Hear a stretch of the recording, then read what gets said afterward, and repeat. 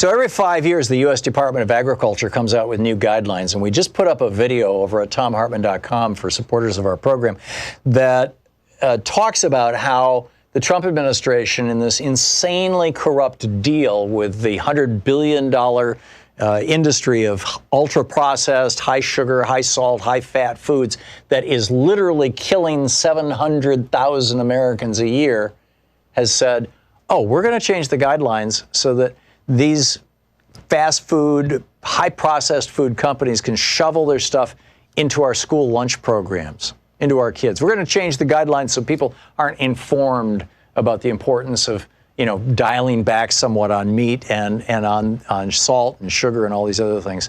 It's nuts. You can check the whole thing out over at thomhartmann.com. Look for the video for our, you know, the supporters of our program at thomhartmann.com.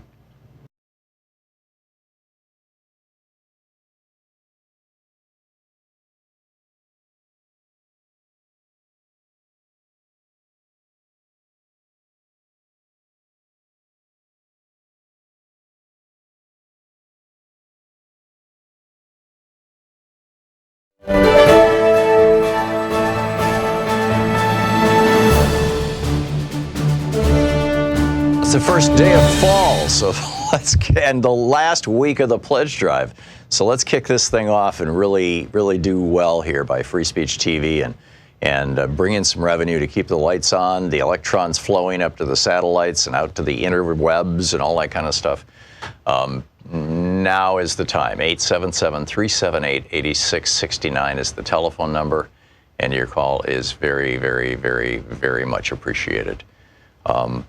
With a $20 gift, we have the Thom Hartmann, proud student of a Thom Hartmann University bumper stickers. With a $50 gift, you've got the Change the Channel Free Speech TV tote bag. With a $100 gift, you've got the Any Functional Adult. Yes, we'll take any functional adult. Even Mike Pence, well, define functional. Anyhow, any functional adult long sleeve shirt, sizes small through XXL large.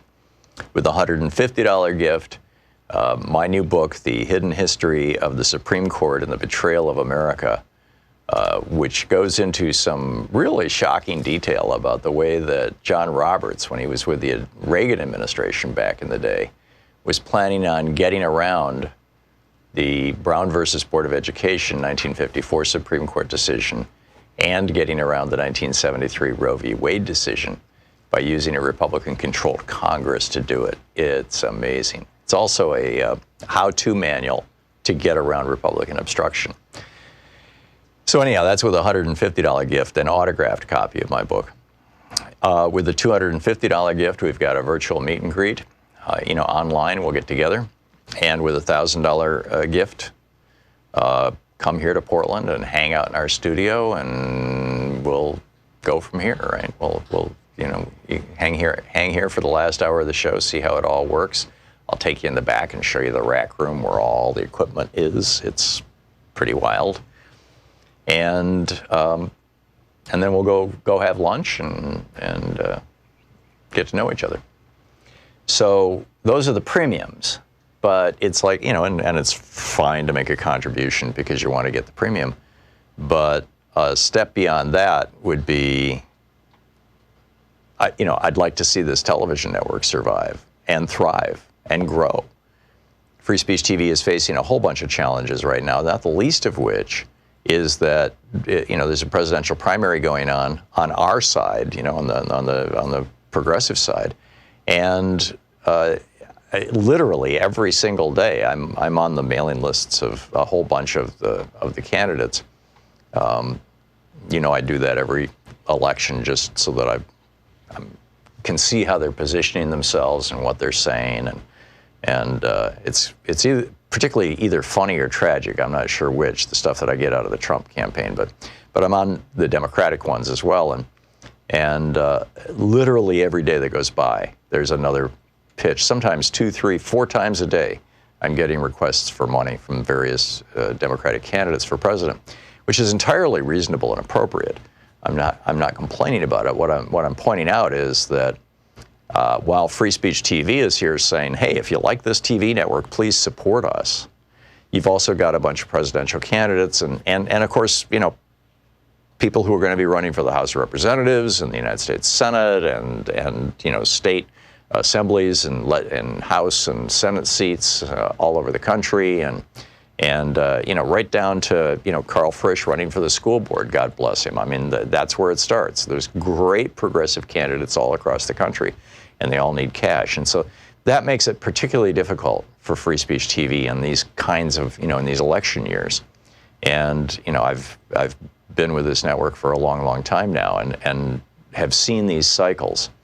And the only way that we can get through, and the only way that we can keep the network going, is to extend the pledge drive for another week, and to trust in the goodwill and good graces and care and concern and consideration of our viewers, of you. So if you have not made a contribution yet to Free Speech TV, please call now, 877-378-8669. Oh, I forgot to mention the $30 gift is the Trump Small hand soap. So anyhow, if you haven't called now, call and make a contribution, 877-378-8669. Happy fall. It's the autumnal equinox, twice a year in March and in September. The day is equally long, right? It's going from the shortest day of the year in the winter solstice to the longest day of the year in the summer solstice. We have today the autumnal equinox. And, a lot of particularly indigenous groups around the world view this as a time, as almost a sacred time of transition. And let's hope that that's what we're seeing today. Richard Painter tweeted over the weekend, "The United States will go down in human history as a country that impeached a president for lying about a fully consensual affair with an intern, but would not impeach a president who, in two separate elections, colluded with a foreign power against a political opponent." Pathetic. Adam Schiff points out that there is no privilege. There's no presidential privilege that covers crimes. I mean, this is, of all the things we learned from the Nixon impeachment and resignation, it's that there, if you're in the White House and you think you've got presidential privilege and that's going to cover up crimes you've committed, sorry, buddy, it doesn't work that way. So what I did over the weekend is and you can see this on my Twitter feed, is I tweeted the two members of Congress, who more or less represent me here in Portland, and one, Earl Blumenauer, and said, thank you for supporting impeachment. And the other, Kurt Schrader, the guy who's tragically, he's a Democrat, he's taking money from Koch brothers affiliated groups, who doesn't support impeachment, and said, hey, get with the program. I would encourage you to do the same, and in fact, call your member of Congress. I didn't do that over the weekend because their offices are all closed, and right now I'm on the air. But I will after I get off the air today. The telephone number for Congress, and you should write this down and stick it on your refrigerator or something.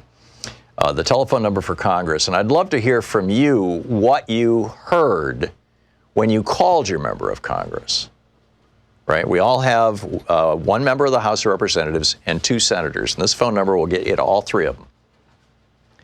And if you don't know who your member of the House of Representatives is, just call in and say, my zip code is 92719. Who is my representative? And they'll tell you. And then say, fine, please hook me up with that person. And they'll connect you. So the number for the switchboard in Congress is 202-225-3121. But I think that what we need to be saying to these folks, to our members of Congress, to our representatives, is enough. Enough already. It's time to impeach this guy. Donald Trump admitted on Sunday that he was leaning on Ukraine to dig up dirt on Joe Biden. He admitted this. It's like he admitted that he fired Comey because Comey was looking into his campaign's connections to Russia. That's an impeachable crime. This is an impeachable crime. I mean, what does it take? You also, if you call 202-225-3121, 202-225-3121, not my phone number, that's Congress's phone number. If you call that number, you can also ask for Speaker Pelosi's office. And you can register your concerns with her office, because she not only represents the good citizens of San Francisco, but she represents all of us. And, again, I'd be interested to hear what you find out when you do that. This is, Max Boot talking about this in the Washington Post. It's just, in fact, Seth Abramson, by the way, in the second hour of our program, Ralph Nader is going to drop by, and we're going to have an extended conversation about the state of American politics. And then in the third hour of our program, we're going to kick it off with Seth Abramson. He's got a new book, Proof of Conspiracy? Yeah, Proof of Conspiracy. And it's like, the size of a dictionary. It's huge. And he tweeted out over the weekend, please understand that Trump and Giuliani have been shaking down Ukraine illegally and, for Trump, impeachably for years. First to get Ukraine to drop its Manafort investigation, then to get it to give new dirt on Clinton, then to get it to give dirt on Biden. It's a crime spree. And I think that that's a fairly accurate description of what's going on, that this is, in fact, a crime spree. And this is where it gets really fascinating. And I guess raises the question, has Trump succeeded in intimidating, successfully intimidating Ukraine to the point that they're dancing to his tune? Judd Legum over at popular.info. He's got a newsletter that goes out every day that you can subscribe to at popular.info. And I subscribe to it. And his one this morning, he talks about these websites. I Love America Facebook page, right? These are all on Facebook. I Love America Facebook page with 1.1 million fans, with viral content that reaches more Facebook users than some of the largest media outlets in the United States. Right? A typical post is a celebration of the U.S. military and patriotism. Lots of references to our country and our military.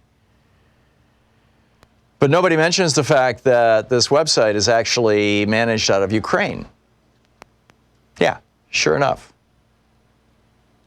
In fact, the About section of the I Love America page is registered to Andriy Zuzakov, an online strategist from the Ukrainian city of Odessa, according to Judd Legum. And he says basically this recycles the memes used by the Internet Research Agency, the Russian entity that did this back in 2016. All of these, and it's not just this one page, not just the I Love America page on Facebook with over 1 million followers. There's also the God Bless Donald and Melania Trump page. There's the God Bless America page. All of these pages, Judd notes, which were created in the last few months, are managed exclusively by people based out of Ukraine. But, he adds, the I Love America page is only the tip of the iceberg.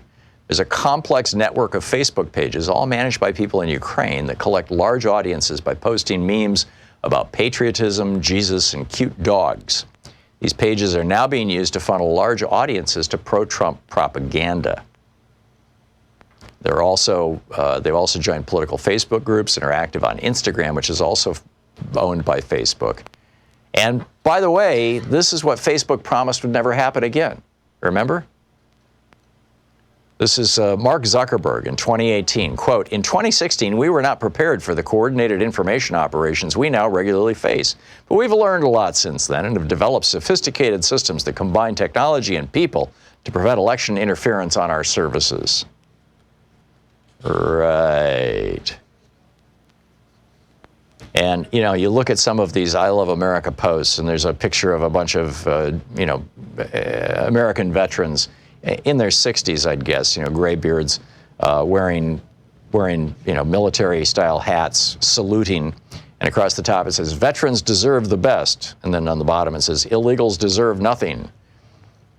And another one, those who disrespect our flag, and everyone handed a folded one. I mean, this is on a Ukrainian site.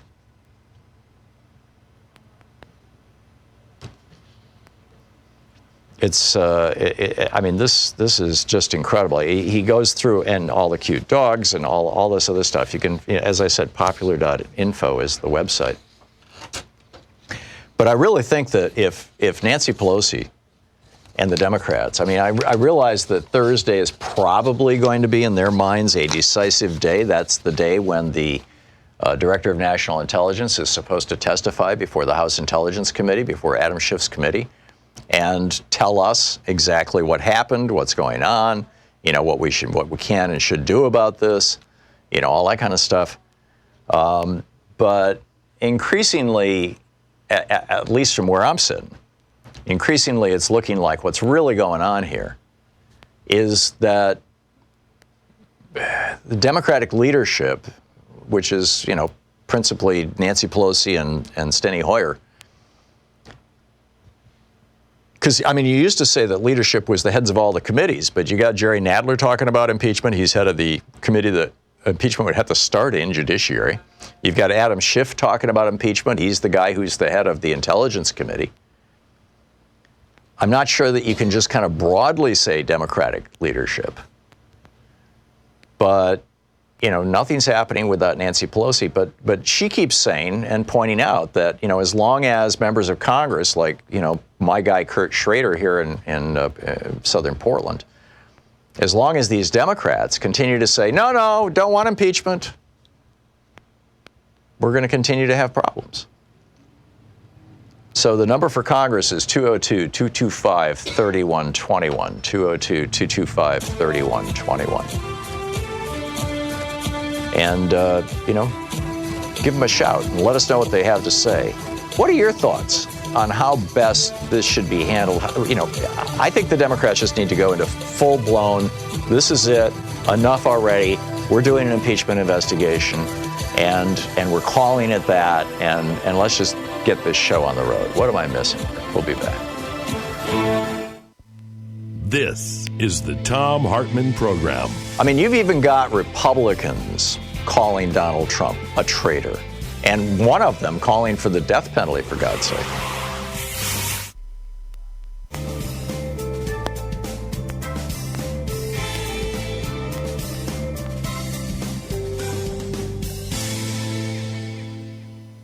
And welcome back. Jeff in, okay, why is my button not working? Oh, wrong button.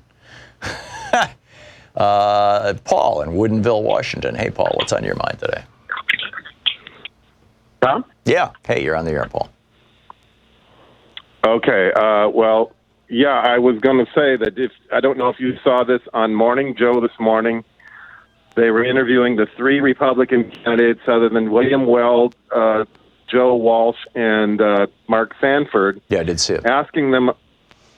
Asking them about one thing, that apparently several states have canceled the Republican primaries, Alaska, Arizona, and South Carolina.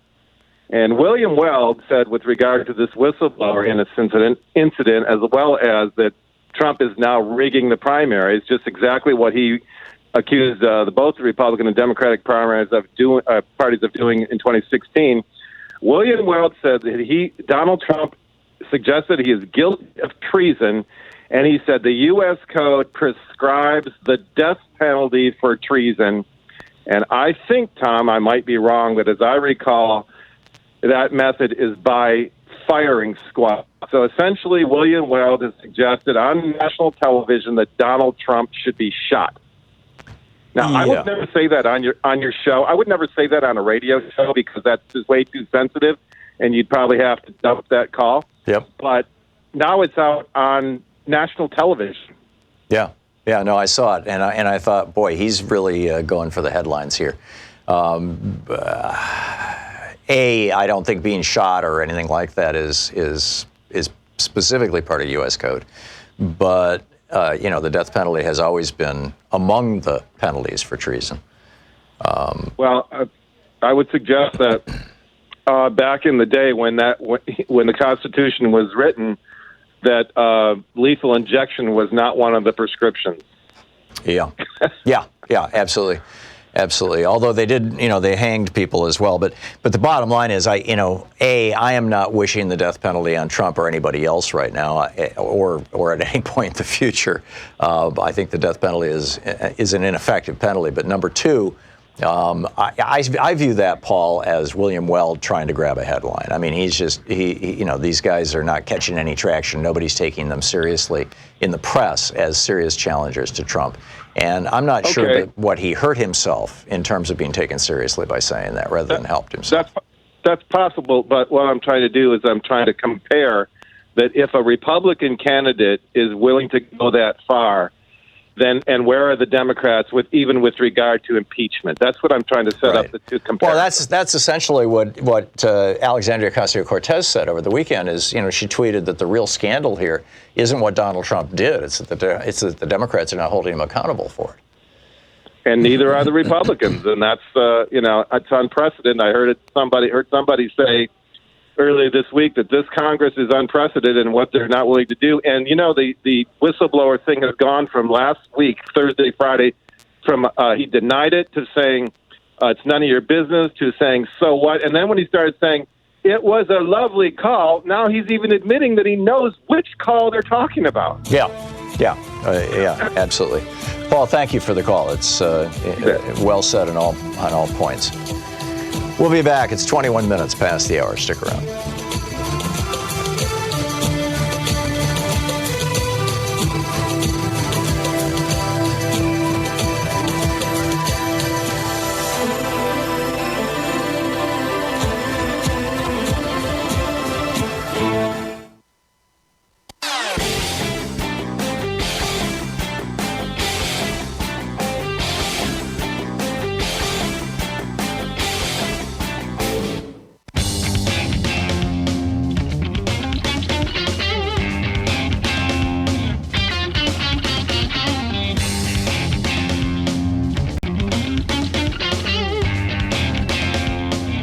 So here we have Ukraine. This is where I'm wondering. We don't know if I'm wondering what's going on here with regard to Ukraine.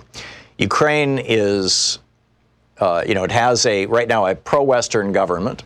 Zelensky is, he's a former comedian. We talked about this last Friday, who played the role on TV in a TV kind of sitcom of the president of Ukraine, and then ran for president, sort of like Pat Paulson did, if you're old enough to remember that, ran for president and won. And I think that this is the Ukrainian people saying, we are sick and tired of corruption. We're sick and tired of the same old. We're sick and tired of the rope-a-dope here that we've been getting. I think it's why as many people voted for Donald Trump as they did, because they thought he was going to be, a non-politician who was going to change things. I think the same thing with Zelensky is the case, but there's all these websites coming out of Ukraine that are explicitly saying, that are just totally pro-Trump.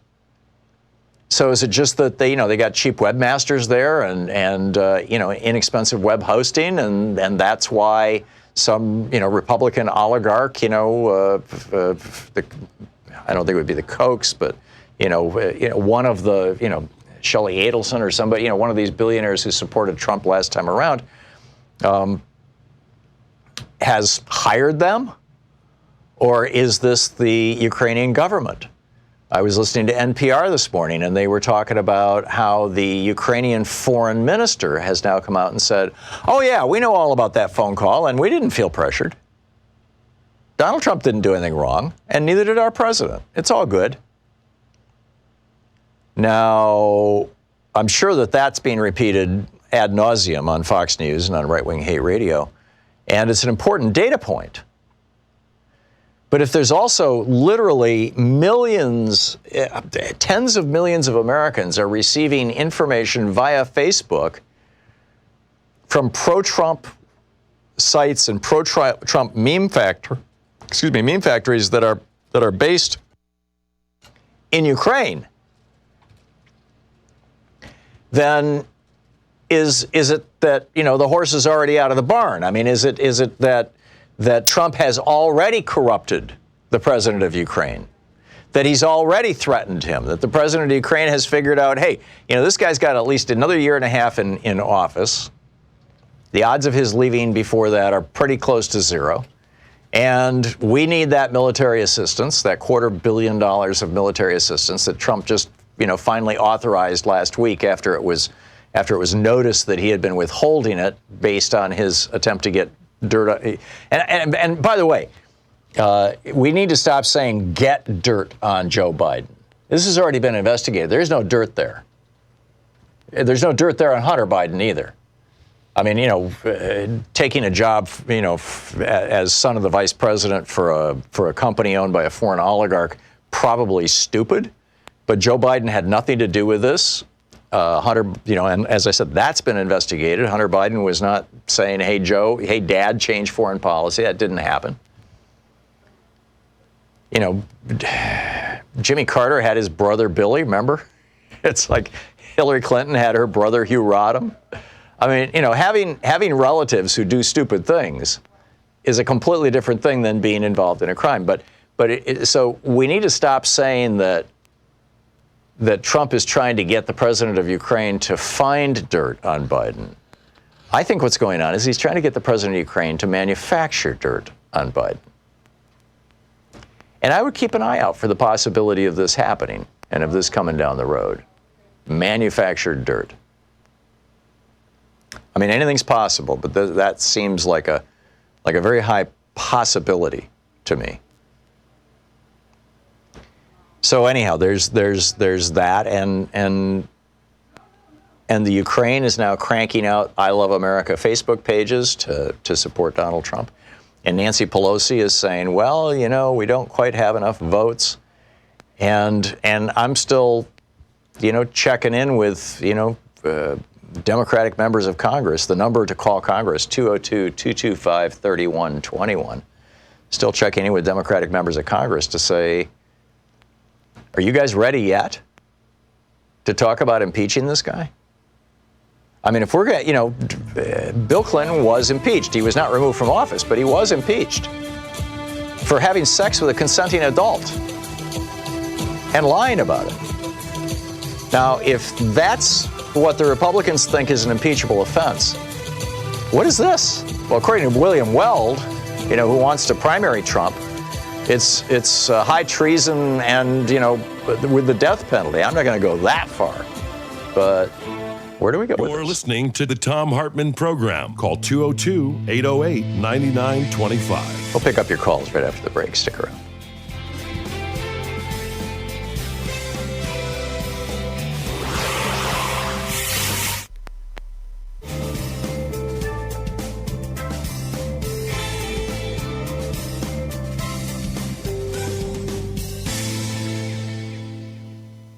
It's the first day of fall, so and the last week of the pledge drive.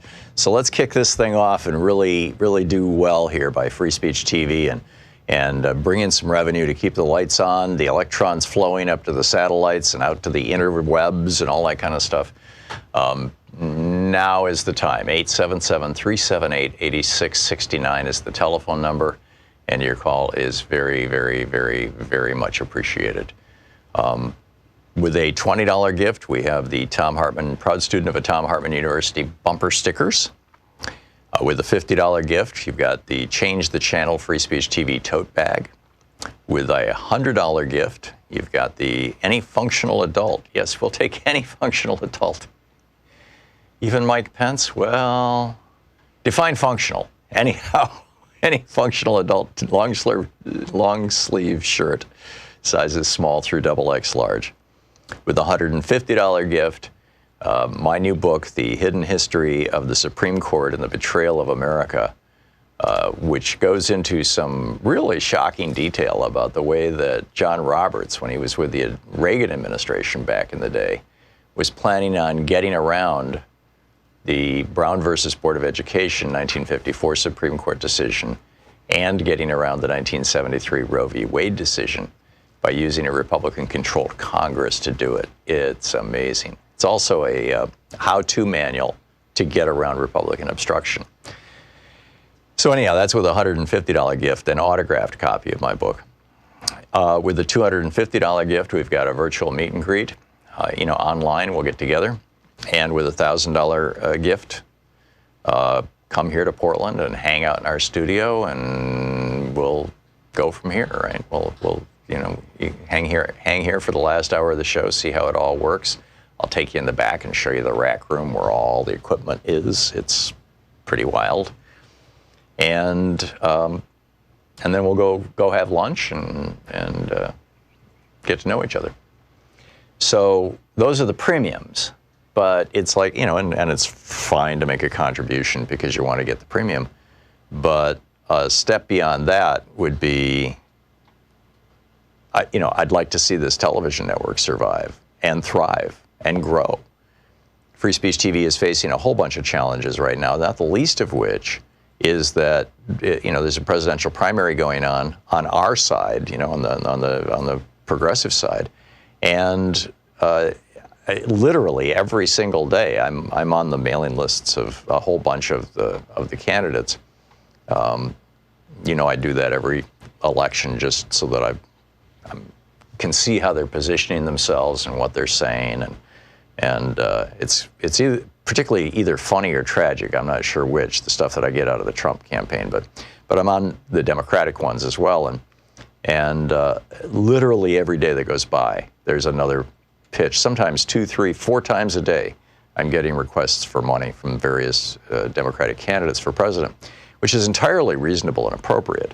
I'm not complaining about it. What I'm pointing out is that while Free Speech TV is here saying, hey, if you like this TV network, please support us, you've also got a bunch of presidential candidates and of course, people who are going to be running for the House of Representatives and the United States Senate and state assemblies and House and Senate seats all over the country, and right down to Carl Frisch running for the school board. God bless him. I mean, that's where it starts. There's great progressive candidates all across the country, and they all need cash. And so that makes it particularly difficult for Free Speech TV in these kinds of in these election years. And I've been with this network for a long, long time now, and have seen these cycles. And the only way that we can get through, and the only way that we can keep the network going, is to extend the pledge drive for another week, and to trust in the goodwill and good graces and care and concern and consideration of our viewers, of you. So if you have not made a contribution yet to Free Speech TV, please call now, 877-378-8669. Oh, I forgot to mention the $30 gift is the Trump Small hand soap. So anyhow, if you haven't called now, call and make a contribution, 877-378-8669. If you've already made a contribution and, hey, it's another week, you can skip, that latte at Starbucks just one day this week and send $5 or $10 to Free Speech TV instead. Consider making a small additional gift, just as a statement of support for this show and for this network. 877-378-8669. Our media landscape is such a disaster outside of Free Speech TV. When, I was flipping through the channels over the weekend, I was watching BBC and France 24 and actually getting news and finding out what's going on around the world, including what's going on here in the United States. Flip on the cable networks, and it's kind of all Trump show all the time. And not even in a good or useful way. I mean, I'm seeing the media now starting to pick up Donald Trump's memes. So anyhow, please call now, 877-378-8669. We need you. Thank you.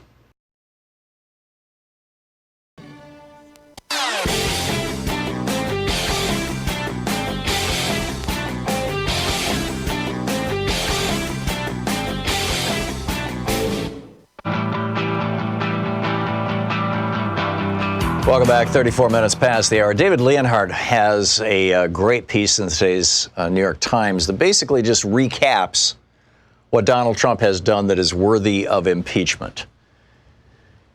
And he says sometimes it's worth stepping back to look at the full picture. And then he just goes through the list. Trump, pressured a foreign leader to interfere in this coming up election, the president of Ukraine. He divulged classified information to foreign officials. He publicly undermined American intelligence agents while standing next to Putin in Helsinki. He encouraged foreign leaders to enrich him and his family by staying at his hotels. He genuflexed to murderous dictators. He's alienated America's closest allies. He lied to the American people throughout the primaries and throughout the general election about his company's business dealings in Russia. He tells new lies virtually every day about the economy, about voter fraud, even about the weather. He spends hours and hours and hours watching TV. I reread, by the way, over the weekend, I reread the Office of Legal Counsel memo. I read the 2000 version, the one that was done by the Clinton White House, that recaps the 1973 version, or maybe it was 74, from the Nixon White House, about why a president can't be charged with a crime while he's in office. And, it's absolutely fascinating stuff. But the main argument that they make is that the president is so busy and his job is so momentous and he has such great responsibilities that you can't distract him from that office, that he's the only officer in the entire U.S. government for which the Constitution provides a stand-in the form of the vice president, and that's proof that what the president does is so incredibly essential that you cannot, you can't even, charge him with a crime while he's in office because he can't be distracted. Well, how does that apply to Donald Trump? Who watches TV all day long and rage tweets it, and then goes to his golf courses, where he was again this weekend. Anyhow, the list continues. I'll be going through it and back to it as we continue through the program today. But let's pick up your phone calls. Rick in Lexington, Kentucky. Hey, Rick, what's up? Thanks for taking my call, Mr. Hartmann. Sure. I want you to know that I'm a veteran and my wife is a veteran. And the reason I bring that up is because at one point in time in my life, I would have given my life for this country. And my frustration and anxiety has gotten so bad lately, watching cable news and just paying attention to what's going on, that it's starting to get to me. And I had to back up a little bit. So my question to you is, you earlier on your show, you said you gave a number. First of all, to contact Congress, and then you asked a question about why are the Democrats dragging their feet on impeachment. Right. And my answer to you is, and you know it and I know it, it's because they're not trying to hurt white people's feelings. That's the reason.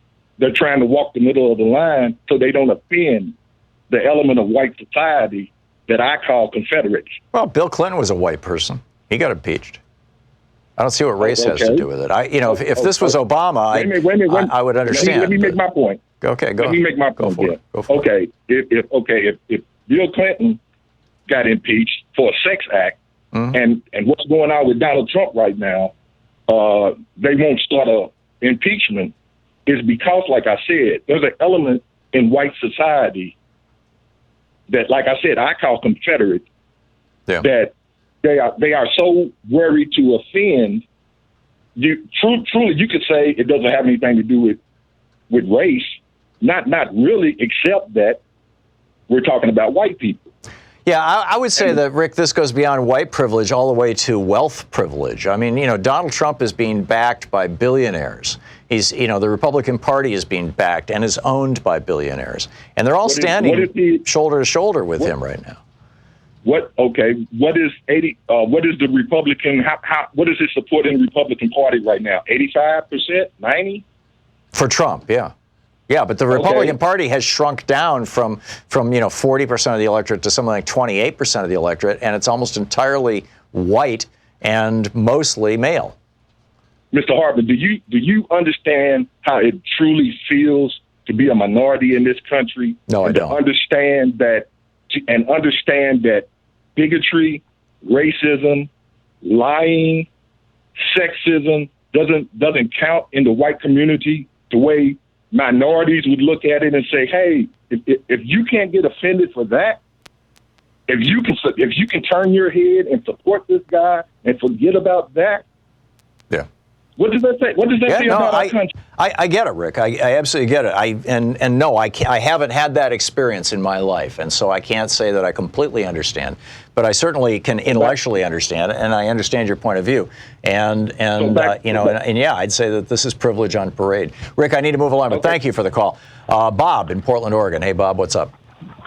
Hey, I got some benefits to impeachment to talk about, but first, can you hear me okay? Yeah. Okay, here's the thing is that we need to get rid of not just Trump, but his cabinet, Matthew Barr, the IRS William director. And see, the benefit of impeachment would be to take down this whole group of liars and thieves. Well, yes and no. I mean, if you impeach Donald Trump, you still have Bill Barr, and then you have Mike Pence as president. But you can take them down next.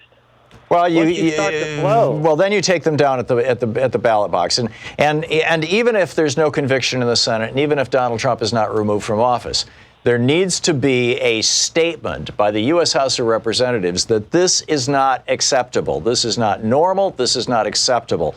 And I mean, there's Democrats who are talking about doing a censure resolution right now. This is something that the House could do that doesn't require follow-up from the Senate.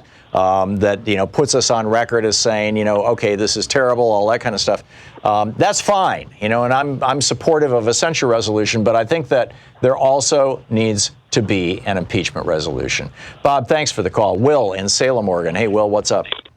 Hi, Tom. How are you? I did call my lovely representative, Mr. Schrader. I live in Salem. I call him a lot, to say the least.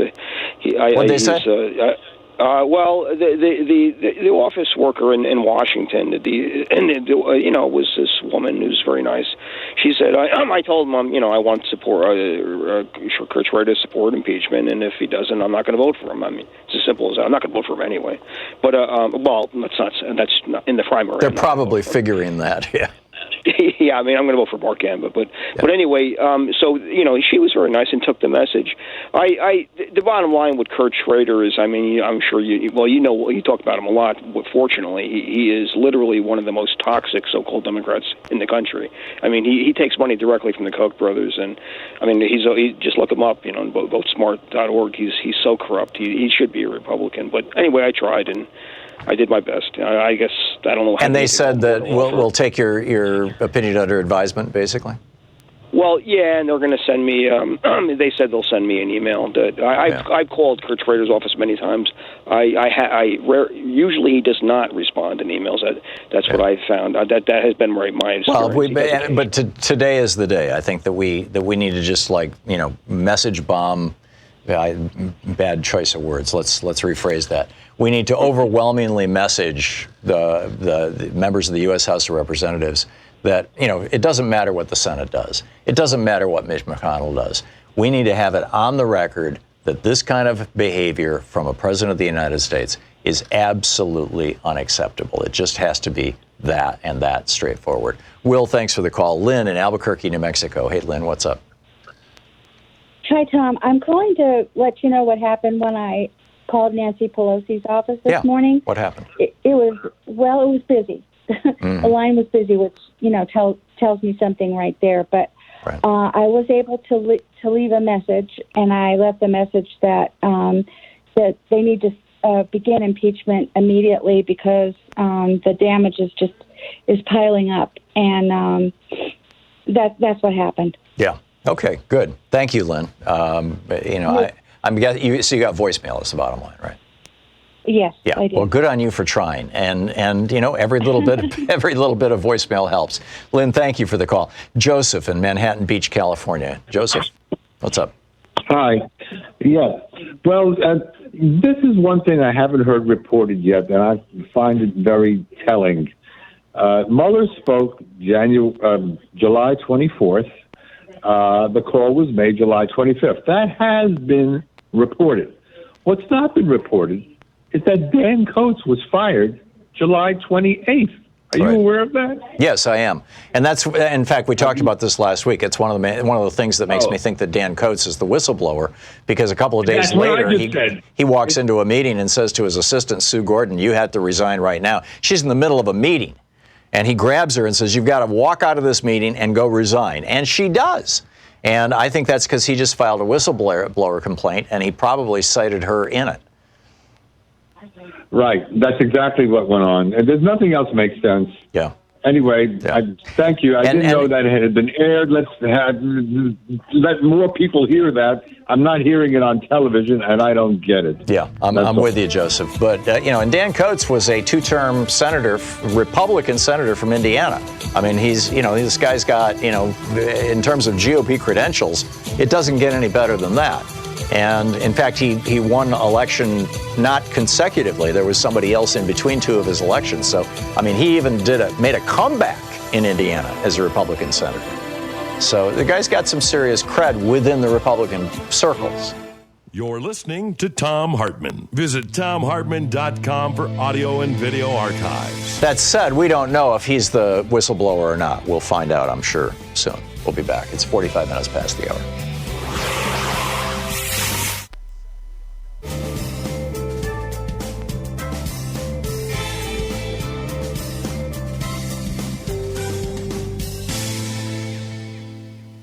And welcome back. Robbie in Portland, Oregon, listening on X-Ray FM. Hey, Robbie, what's up? Robbie? I'm not hearing Robbie. Let's try Judy in Denver. Hey, Judy, what's on your mind today? Sorry, I had to take you off speaker. Okay. I have called multiple legislators multiple times, and when I get the staff, I cannot get answers to any questions ever. They refuse to, even when they've made a public statement, I cannot get that public statement. So they usually say, we can't speak for so-and-so. Right. And they're not speaking. They are relaying what that person has said publicly. So most of them, you have to leave a message.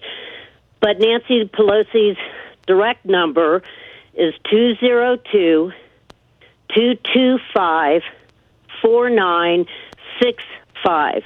All legislators' phone numbers are on the internet.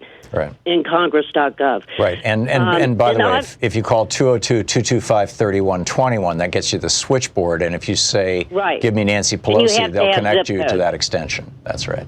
You have to have zip codes to get whatever legislator you want. Or you can just ask for them. Or the name. I have supported Democrats for more than 50 years. I'm done. They support Donald.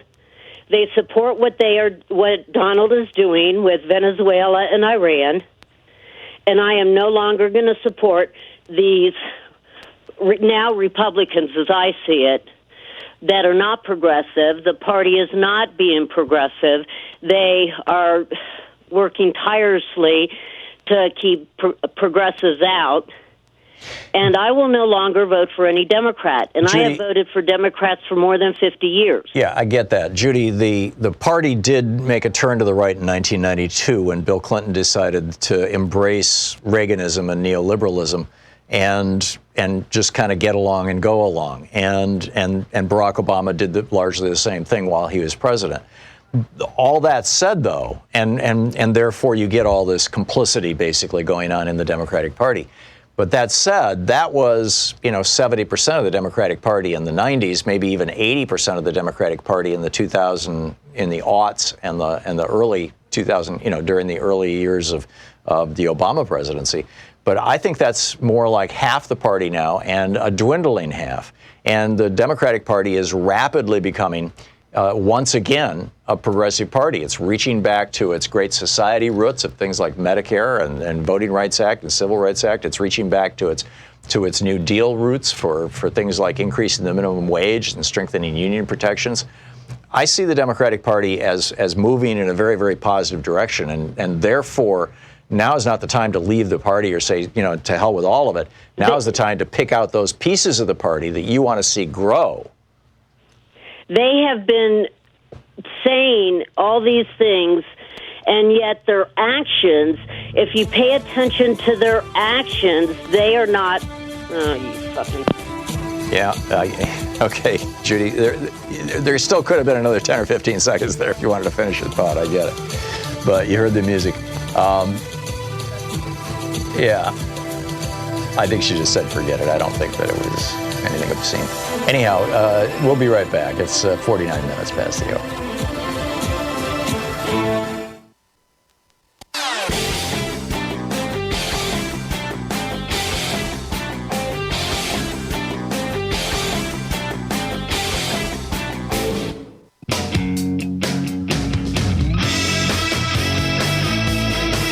Welcome back. Steve in Kokomo, Indiana. Hey, Steve, what's up?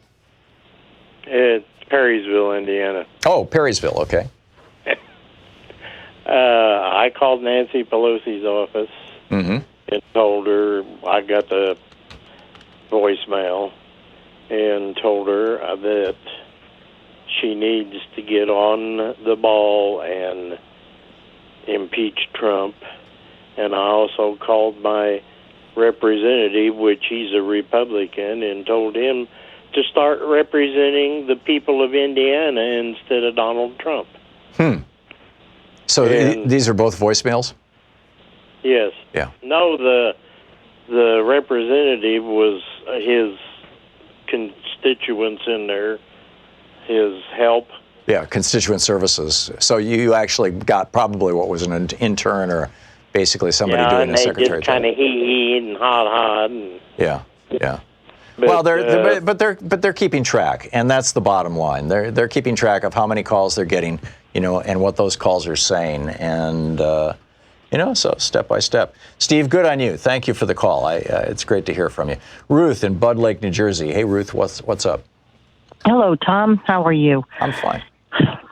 Good to hear your voice on the phone here. Hey, I'm calling because I'm in New Jersey, and up in Massachusetts we have two great senators, Markey and Senator Warren. Right. And here we have Congressman Kennedy trying to upset the apple cart, and he's going to go after Ed Markey's seat, which is totally ridiculous as far as I'm concerned. And I've been conveying that information to his campaign as best I could, and have subsequently donated to Ed Markey's reelection campaign. Yeah. But my question is, now, shouldn't Mr. Kennedy be concentrating on the impeachment and all these problems that we have, staring right in our faces with the Republic, instead of going after a solid progressive Democrat? Yeah, I think Joe Kennedy is shooting himself in the foot with this one, although I'm not that close to Massachusetts politics, but just, looking at it from the other side of the country, that's what it looks like to me. And frankly, I think there's a reasonable chance that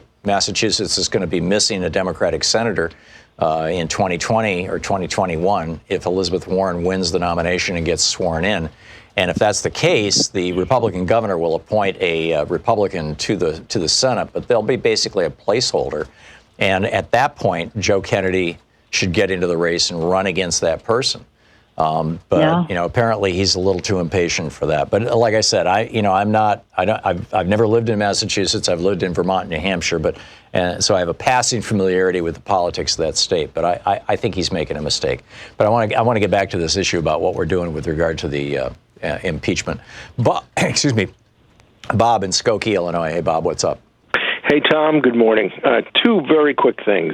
I think Pelosi needs to do two things, and I think the first one you can respond to me about after I give you the second one as well. The first is I understand that the House does have the ability basically to cut off funding for various departments in the government, and I think that's one of the things. Yes and no. They can't just cut it off. They can refuse to renew it. Okay. They could pass legislation cutting it off, but that would require the participation of the Senate and the signature of the president. Oh, okay. Thank you for informing me on that. Secondly, and I think this is a novel thought, I think Pelosi should not only come out in favor of impeachment, but she ought to make the point that Trump is so lawless that it might very well be that the House will have to impeach him multiple times between now and Election Day next year. Because he is that way. He is continually doing things that could lead to impeachment over and over again, and they're adding up to such large numbers, and we don't know what's coming next. Yeah, I'm with you. Yeah, or multiple censure resolutions or whatever. I mean, going back to David Leonhardt's piece in Think today's about a New York president Times. who was impeached multiple times. Yeah, he certainly has committed multiple crimes, and the thing is, he keeps admitting to it in public, and that somehow gets him a pass. It's mind-boggling.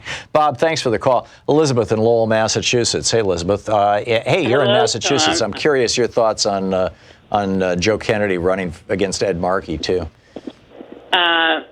It's the ageism thing because he's young. Oh, so Kennedy's in his late 20s and Markey's in his early 70s. With the ageism. That's why AOC is getting listened to against Nancy Pelosi, who is a proven vote getter. She knows how to put legislature through, and she doesn't appreciate that. Except AOC has endorsed Ed Markey. I know. AOC is a freshman person who should be spending time registering Puerto Rican Americans. They don't vote. They're not registered. I worked for Elizabeth Warren and saw the list in this city. There are very few Puerto Rican Americans registered to vote. And when they do register to vote, they're not known for voting. Yeah. She should be concentrating on her own community where there's a big Well, I think her community extends beyond her Puerto Rican ancestry. AOC has taken on the entire United States, and that's a good I understand thing. that. But Elizabeth, back to the impeachment and Pelosi, or is that what you called about? I did call about Pelosi. Okay. Because I support her tremendously, and I think it's ageism that is the minute. So you think that criticizing Pelosi for not impeaching Trump is a criticism of her age? Yes. Why? I do, because they're not listening to her when she has proven she is effective in the Congress. She has put legislation through. If she certainly has. She's been very effective at getting things done that she sets her mind to. What makes you think, or out of these callers think, that they know better than she does when she's saying, hold on, wait, we don't have the votes? She knows what the votes are. You're right. You're right on that, Elizabeth, and it may well be that she's playing, essentially a long game here of no, I don't want to do it. No, I don't want to do it. No, I don't want. Sort of a Brer Rabbit in the briar patch kind of thing. Oh well, okay, I guess I have to do it because he actually did collude with a foreign power to try to get dirt on a political opponent, and it doesn't get worse than that. I mean, that's right up there with the Rosenbergs or something like that. That is treason. Agreeing with Bill Weld. Elizabeth, your point is well taken. Thank you for the call. We're going to have a fascinating conversation in just a few minutes with Ralph Nader, so stick around. He's going to be with us. And then we're going to check in with Seth Abramson later in the program. And we'll continue this conversation as well about impeachment. Stick around.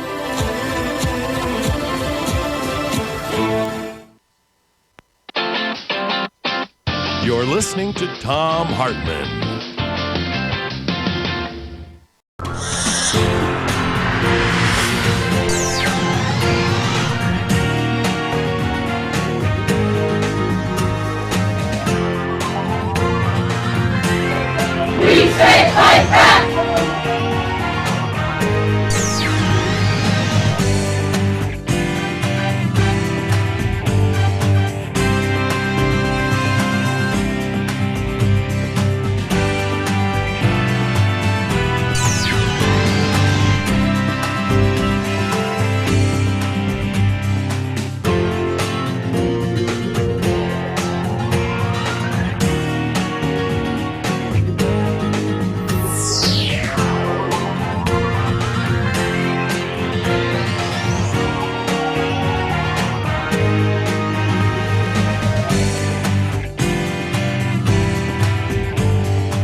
So every 5 years, the U.S. Department of Agriculture comes out with new guidelines, and we just put up a video over at ThomHartmann.com for supporters of our program that talks about how the Trump administration, in this insanely corrupt deal with the $100 billion industry of ultra-processed, high-sugar, high-salt, high-fat foods that is literally killing 700,000 Americans a year, has said, oh, we're going to change the guidelines so that these fast food, high processed food companies can shovel their stuff into our school lunch programs. into our kids. We're going to change the guidelines so people aren't informed about the importance of, dialing back somewhat on meat and on salt and sugar and all these other things. It's nuts. You can check the whole thing out over at thomhartmann.com. Look for the video for our, the supporters of our program at thomhartmann.com. It's the first day of fall, so and the last week of the pledge drive. So let's kick this thing off and really do well here by Free Speech TV and bring in some revenue to keep the lights on, the electrons flowing up to the satellites and out to the interwebs and all that kind of stuff. Now is the time. 877-378-8669 is the telephone number, and your call is very, very, very, very much appreciated. With a $20 gift, we have the Thom Hartmann, proud student of a Thom Hartmann University bumper stickers. With a $50 gift, you've got the Change the Channel Free Speech TV tote bag. With a $100 gift, you've got the Any Functional Adult. Yes, we'll take any functional adult. Even Mike Pence, well, define functional. Anyhow, any functional adult long sleeve shirt, sizes small through XXL large. With a $150 gift, my new book, The Hidden History of the Supreme Court and the Betrayal of America, which goes into some really shocking detail about the way that John Roberts, when he was with the Reagan administration back in the day, was planning on getting around the Brown versus Board of Education 1954 Supreme Court decision and getting around the 1973 Roe v. Wade decision by using a Republican-controlled Congress to do it. It's amazing. It's also a how-to manual to get around Republican obstruction. So anyhow, that's with a $150 gift, an autographed copy of my book. With the $250 gift, we've got a virtual meet and greet. Online, we'll get together. And with a $1,000 gift, come here to Portland and hang out in our studio, and we'll go from here, right? We'll you hang here for the last hour of the show, see how it all works. I'll take you in the back and show you the rack room where all the equipment is. It's pretty wild. And then we'll go have lunch and get to know each other. So those are the premiums. But it's like, and it's fine to make a contribution because you want to get the premium. But a step beyond that would be, I'd like to see this television network survive and thrive and grow. Free Speech TV is facing a whole bunch of challenges right now, not the least of which is that, there's a presidential primary going on our side, on the progressive side. And literally every single day, I'm on the mailing lists of a whole bunch of the candidates. I do that every election just so that I can see how they're positioning themselves and what they're saying, and it's particularly either funny or tragic. I'm not sure which, the stuff that I get out of the Trump campaign, but I'm on the Democratic ones as well, and literally every day that goes by, there's another pitch, sometimes 2, 3, 4 times a day. I'm getting requests for money from various Democratic candidates for president, which is entirely reasonable and appropriate.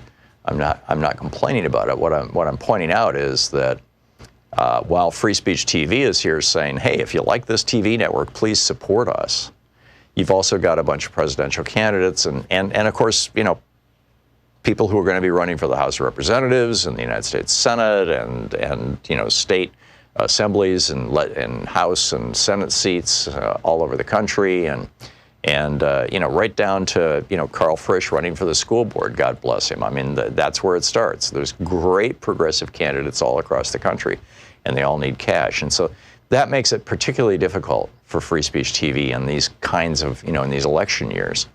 And I've been with this network for a long, long time now, and have seen these cycles.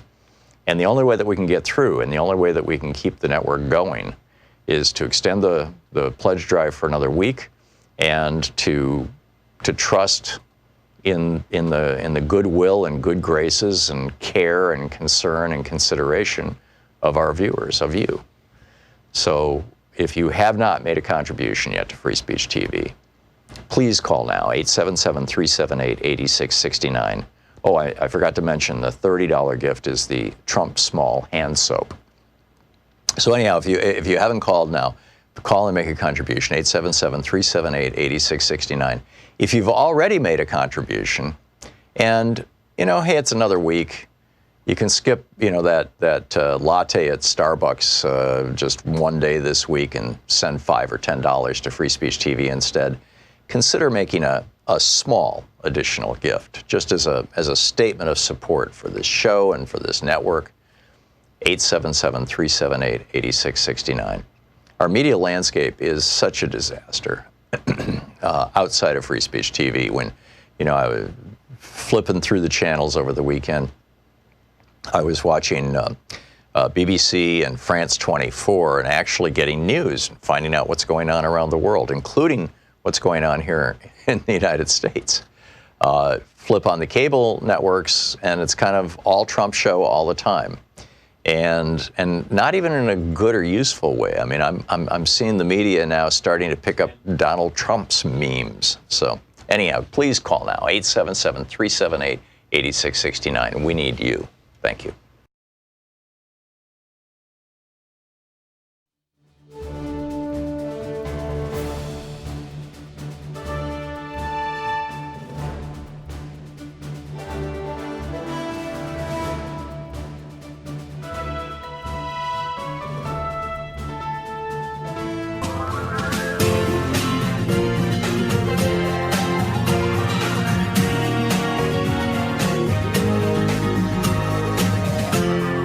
This is the Thom Hartmann Program. And welcome back. Thom Hartmann here with you. In the last hour, we've been talking about the whole, all the various crimes that Donald Trump has committed. David Leonhardt has a great list, 40 of them in today's New York Times. We were talking about Judd Legum's his newsletter today, popular.info, and how there are now a series of I love Trump, I love America, I love the military Facebook pages that reach more Americans right now every day than the New York Times does, that are all being run out of Ukraine, which is raising the question, has Ukraine already been corrupted by Donald Trump? It's just so many different moving pieces, so much going on, and I'd like a legal and historic perspective on this. Ralph Nader's on the line with us, the lawyer and author of numerous books. His most recent, How the Rats Reformed Congress, former presidential candidate, founder of the Center for Study of Responsive Law, CSRL.org. Nader.org, of course, is his website, his Twitter handle, @Ralph Nader. And I highly recommend his podcast to you. You will find me on one of them from, a month or so ago. Ralph, welcome back to the program. Thank you very much, Tom. It is always great talking with you. So I'd like to know what your thoughts are on this entire issue. The kind of broad scope of impeachment, how it applies specifically to Donald Trump, what the Democrats have been doing, what you think they should be doing. Wherever you want to start in that, let's go. Let's dig into it. Well, the impeachment power is exclusively reserved to the Congress. The House impeaches, which is like an indictment, only not a criminal one, and sends the impeachment actions over to the Senate for an open trial, chaired by the Chief Justice of the Supreme Court. Donald Trump is the most impeachable president in American history, hands down. When you look at the near certain impeachment of Nixon before he quit, it was basically for obstructing justice regarding the burglary of the Democratic National Headquarters at the Watergate complex in Washington and defying a congressional subpoena. When you look at the impeachment of Clinton, later acquitted in the Senate, it was lying under oath about sex and all the rest of it. When you look at the violations of Donald Trump, it's hard to end the list. He is dismantling the faithfully execution of the laws. Under the Constitution, you're supposed to faithfully execute the laws. You can't enforce all the laws all the time. That's his oath of office. Prosecutorial discretion. However, he puts people in charge of agencies like the Bureau of Land Management for the public lands, like the EPA, like the Auto Safety Agency. He puts people at FAA who don't really like regulation. In some cases, they don't want the agency to exist, like Scott Pruitt, who departed under a hail of corrupt charges at EPA. So that's one clear enforceable impeachable offense. I mean, you're talking about a president that's stripping the health, safety, and life-saving protections enacted by Congress. Although Ronald Reagan did that same stuff. I mean, he was the first president to put an anti-labor person in charge of the Labor Department that was specifically created by Congress with the Wagner Act to have oversight and advocacy on behalf of American workers. Yeah, you make the point I was about to make. Other presidents have committed serious impeachable offenses. They've gone to war without a declaration. That's Hillary and Obama's war on Libya. George W. Bush, Dick Cheney notoriously invaded and blew apart Iraq without a declaration of war. And that's what's holding a lot of this back, Tom, because the Democrats in the House are saying, gee, they're going to say some of our presidents have engaged in impeachable offenses and they weren't impeached. Well, once you go down that trail, then you allow someone like Donald Trump to multiply the impeachable offenses, blowing apart the power of the purse exclusively to the Congress, allocating money for the wall from the Defense Department budget most recently, for example, saying he can attack anybody and blow up anybody in the world, saying publicly, as president, I can do anything I want, producing one major impeachable offense after another, serious ones. Abuse of the public trust, a key definition of high crimes and misdemeanor by Alexander Hamilton. Oh, I mean, you start with all kinds of things that he's done that some of them are listed in that David Leonhardt article you pointed out in the New York Times. And so what he does is he institutionalizes more reckless violations of the Constitution, statutory law, international treaties, and gets away with it. In other words, it keeps getting worse. With every president who is immunized from impeachment because other presidents have done some of the same thing, you're going down the road where we develop a monarch, we develop a king, we develop a president who thinks he can do anything domestically, spending money recklessly, and violating campaign finance laws, armed force anywhere, drones, so on and so forth. And that's where we're at. Now, this latest thing on Ukraine, where he calls the new head of the Ukrainian state and basically urges an investigation into the dealings of Joe Biden's son with some Ukrainian gas company, that seemed to have really changed the course in the last 48 hours in the House of Representatives. According to the New York Times and Washington Post, you have more and more members who are now going to register pro-impeachment. They already have a small majority. You have Nancy Pelosi, the Speaker, in effect saying this may have crossed the line finally. You have Adam Schiff, who's head of the Intelligence Committee, saying that that's one too many for Trump. And, most critically, some of the so-called moderate Democrats who won in Trump districts in 2018 are indicating they're going to change their mind. So impeachment authority in the Constitution, Tom, is not a political calculation. It's a constitutional duty. So the House has to do its duty regardless of the Senate, what it does. They can send the articles of impeachment after 20 days of nationally televised hearings, changing public opinion even more in the direction of impeachment. Send it over to Mitch McConnell, send it to the Republicans, say, here, go around the country on TV and defend this man. Go around and violate which is the box that the Democrats would put Republicans in if they did this. And I completely agree. Looking back historically, Jerry Ford pardoned Richard Nixon, but he let John Mitchell rot in jail, Nixon's attorney general, among others. I believe there were 55 people indicted in the Nixon administration, and some 13 of them went to prison. All three, the Nixon administration, the Reagan administration, and the George W. Bush administration all had multiple people, accused of felonies in their administration. Among Carter, Clinton, and Obama, the sum total was one person, and that was Susan McDougal, who refused to testify, what she thought were lies about Bill Clinton. But back to where I was going with this. With Nixon, basically, Nixon got a pass, and subsequent presidents decided not to go back there, but they let his people sink.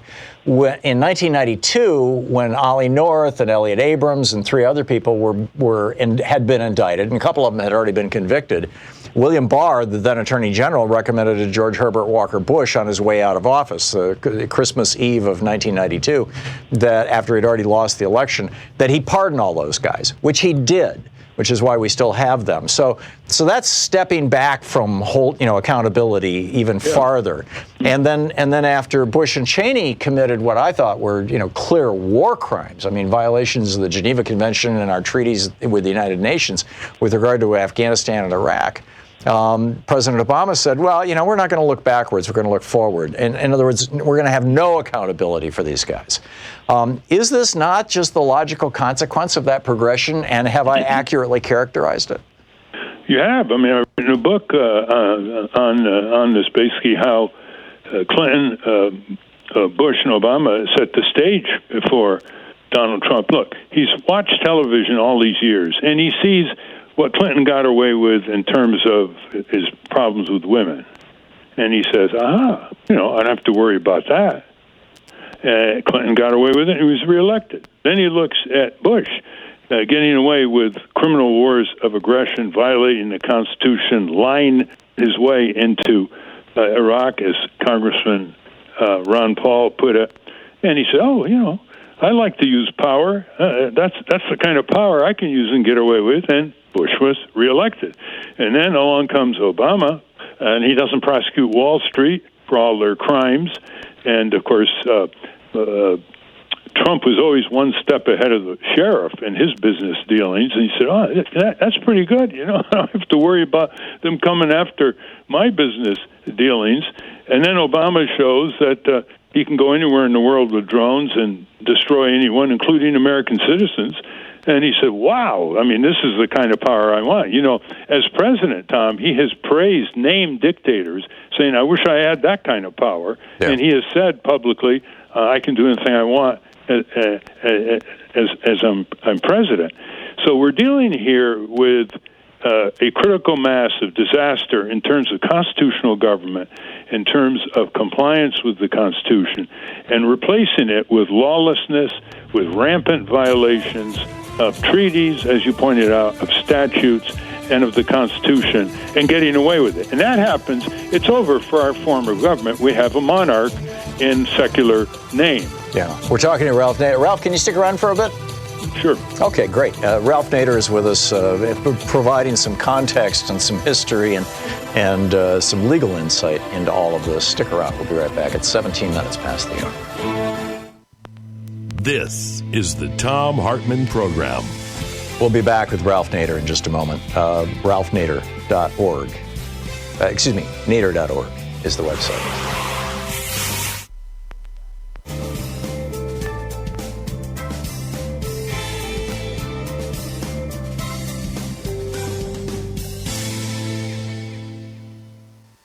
And welcome back. Ralph, you're still with us?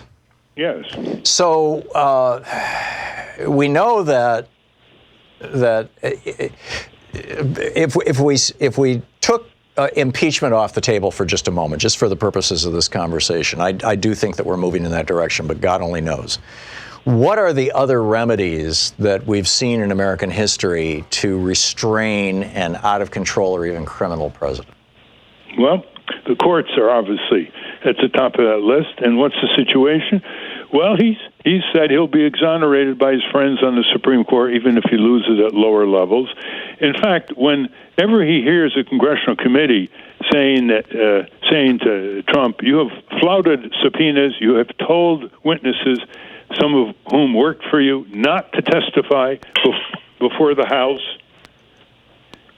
And you have, in effect, obstructed the fundamental constitutional authority given to Congress to investigate the executive branch, and you think you can get away with it.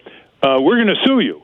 Well, the minute he hears that a congressional committee has filed suit in federal district court, he opens the champagne bottle. Right, he's been hearing that his whole entire life from contractors. Of the delays, and because, 2020 will be long gone before it reaches the Supreme Court where he has a 5-4 majority on executive power. So you can rule that out. What else? Well, you have citizen suits. Oh, the courts dismiss those, saying you have no standing to challenge government illegality, citizen. Get lost. Or they say that's a political question, has to be decided between Congress and the U.S. foreign policy. Get lost. All right. So who else do you have? Well, you have the Congress. That's the last resort that the framers of our Constitution gave authority to make sure we don't have another King George III. And that's why they put the confirmation of presidential nominations in the hands of the Senate for judges and for cabinet secretaries and sub-cabinet level officers. That's why they put the war power in the hands of the Congress, because they did not want another King George. So, and informally, Tom, I just wrote an article on this. You can see it, get it from Nader.org. It's called From Trump Tower to Trump Power Over Law. He has basically, in a very cunning way, I know that people make fun of him. He's ignorant. He doesn't read. He doesn't think. He doesn't know much about the government he's supposed to be presiding over, to put it mildly, other than to dismantle it when it stands for the people and not for the big businesses that he protects. That basically he's covered his ground brilliantly. He said publicly once, as long as I have the military and the police on my side, I'm okay. Of course, he floods the military with money more than the generals even want. Yeah. He flatters the police all the time. And then look at the other bases. He's labor unions. He's got these labor leaders scared because a third of their members voted for Trump. So that organized labor as an opponent is knocked out. So he's covered a lot of his grounds here. Don't dismiss him. He's extremely cunning when it comes to perpetuating his power. So it's all up to the Congress. Okay. Well, stick around for you can stick around for another couple of minutes, Sure. Ralph? Okay, Sure. great. We'll be right back with Ralph Nader from Washington, D.C. Nader.org, of course, his website. His most recent book, How the Rats Reformed Congress. RatsReformedCongress.org for that one. And you can tweet him at Ralph Nader. We'll be right back.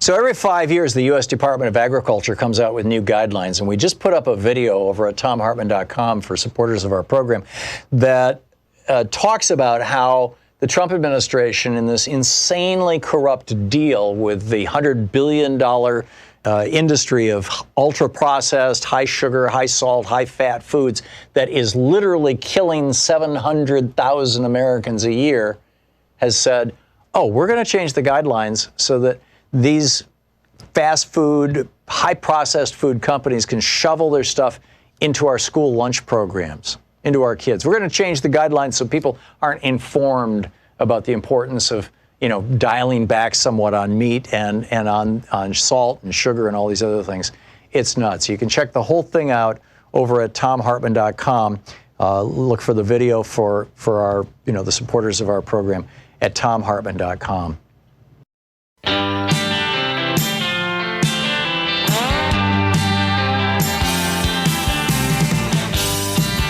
Hartmann here with you. We're talking with Ralph Nader.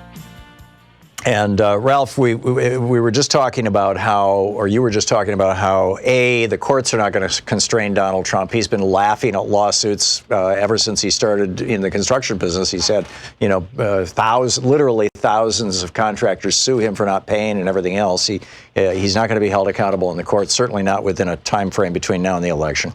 That the labor unions are afraid of him because a third of their members voted for him. Basically, all we're left with is Congress. Is that really the bottom line? That literally the only way Donald Trump can be held to account is if the House of Representatives chooses to impeach him, and is impeachment the only option? Well, until the election of November 2020. But the one thing that could trip him up is the media. Of course, he's got the media by the profitable neck, so to speak. As long as he's on the offensive, as long as his tweets are soliloquy, no rebuttal, sends nicknames all over the place, lies thousands of times, falsehoods, fantasies about what he's achieved, etc., the media is a patsy because his outrages get them a lot of readers and a lot of ratings in radio and TV. Right. Once he's on the defensive, the anger of the media, it being called enemy of the people, being excoriated by name, urging crowds at his rallies to turn their indignant gaze on these reporters with their little pads, frightened. That's going to begin to boomerang. And that's up to the Democrats in the House with the televised hearings, calmly examining one witness after another. There are constitutional law experts, Tom, who say his total 100% flouting of congressional subpoenas, congressional demands for witnesses to appear and testify under oath is all enough for impeachable offense. Well, that was Article 3 against Nixon. Anything else that destroys the separation of powers critical to our federal system. Yeah, that was Article 3 of the impeachment proceedings against Nixon, as I recall, was refusal to respond to a congressional subpoena. That's right. And he was a piker compared to Bush. And Bush does it openly. That's another thing. The other presidents, when they violated the Constitution, they didn't brag about what they did. Nixon slunk into a corner. This guy goes all over the country, basically handing the impeachable offenses to the Democrats in the House. He has written the articles of impeachment that he can be held accountable for. It's the easiest impeachable move you can imagine.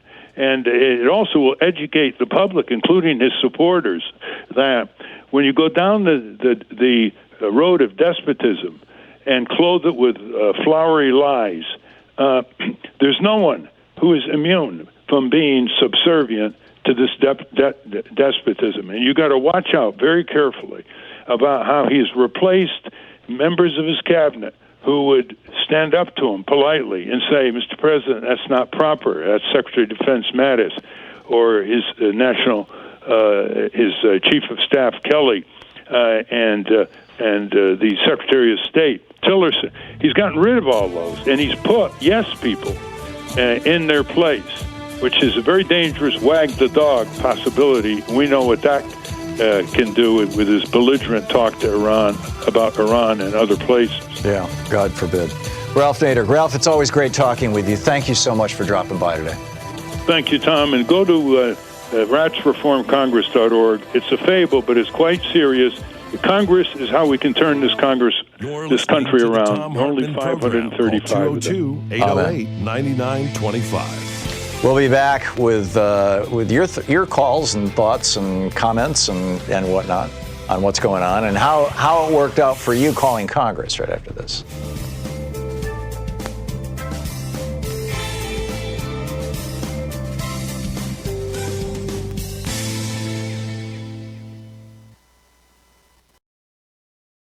It's the first day of fall, and the last week of the pledge drive. So let's kick this thing off and really, really do well here by Free Speech TV and bring in some revenue to keep the lights on, the electrons flowing up to the satellites and out to the interwebs and all that kind of stuff.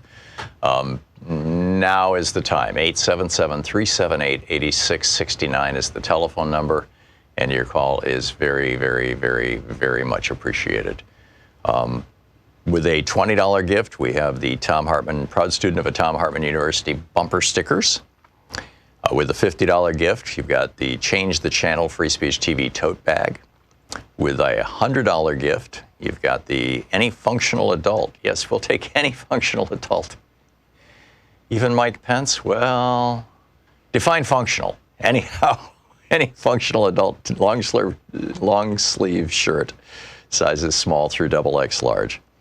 With a $150 gift, my new book, The Hidden History of the Supreme Court and the Betrayal of America, which goes into some really shocking detail about the way that John Roberts, when he was with the Reagan administration back in the day, was planning on getting around the Brown versus Board of Education 1954 Supreme Court decision and getting around the 1973 Roe v. Wade decision by using a Republican-controlled Congress to do it. It's amazing. It's also a how-to manual to get around Republican obstruction.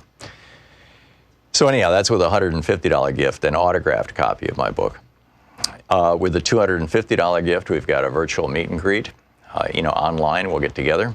And with a $1,000 gift, come here to Portland and hang out in our studio, and we'll go from here, right? We'll you hang here for the last hour of the show, see how it all works. I'll take you in the back and show you the rack room where all the equipment is. It's pretty wild. And then we'll go have lunch and get to know each other. So those are the premiums. But it's like, and it's fine to make a contribution because you want to get the premium. But a step beyond that would be, I'd like to see this television network survive and thrive and grow. Free Speech TV is facing a whole bunch of challenges right now, not the least of which is that, there's a presidential primary going on our side, on the progressive side. And literally every single day, I'm on the mailing lists of a whole bunch of the candidates. I do that every election just so that I can see how they're positioning themselves and what they're saying, and it's particularly either funny or tragic. I'm not sure which, the stuff that I get out of the Trump campaign, but I'm on the Democratic ones as well, and literally every day that goes by, there's another pitch, sometimes 2, 3, 4 times a day. I'm getting requests for money from various Democratic candidates for president, which is entirely reasonable and appropriate. I'm not complaining about it. What I'm pointing out is that while Free Speech TV is here saying, hey, if you like this TV network, please support us, you've also got a bunch of presidential candidates and of course, people who are going to be running for the House of Representatives and the United States Senate and state assemblies and House and Senate seats all over the country, and right down to Carl Frisch running for the school board. God bless him. I mean, that's where it starts. There's great progressive candidates all across the country, and they all need cash, and so that makes it particularly difficult for Free Speech TV in these kinds of in these election years. And I've been with this network for a long time now, and have seen these cycles. And the only way that we can get through, and the only way that we can keep the network going, is to extend the pledge drive for another week, and to trust in the goodwill and good graces and care and concern and consideration of our viewers, of you.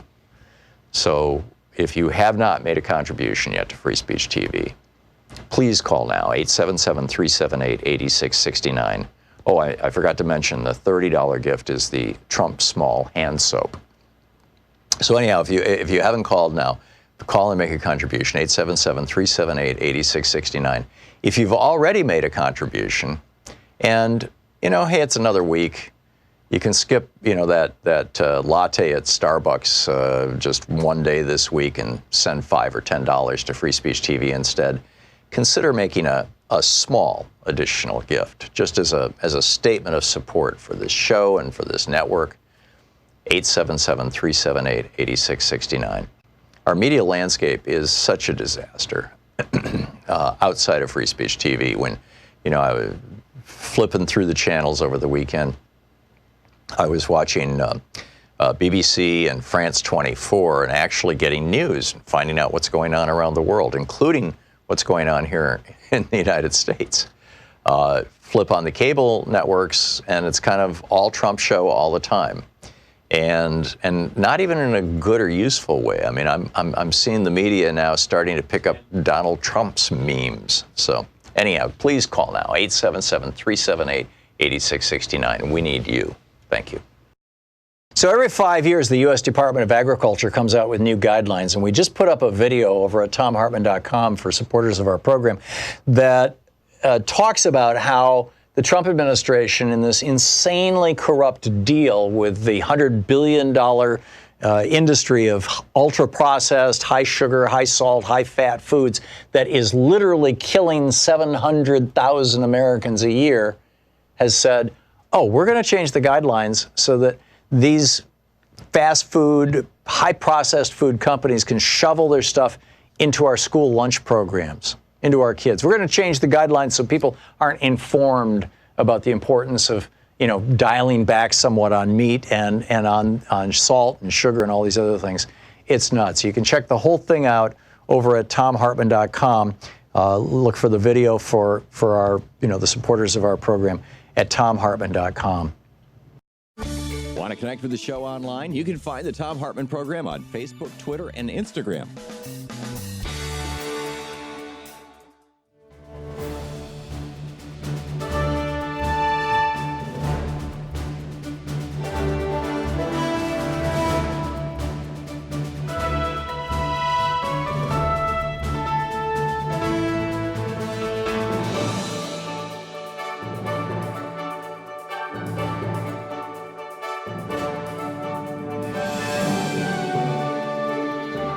Welcome back. Thom Hartmann here with you, and let's just dig into this a little here. John in Minneapolis. Hey, John, what's up? Yeah, I just wanted to say that, I totally disagree with the woman that called in from Denver, who, wants to take her marbles home. She's a lifelong Democrat like I am. I've been a lifelong Democrat for 44 years. She may well be a troll, too, John. You don't know.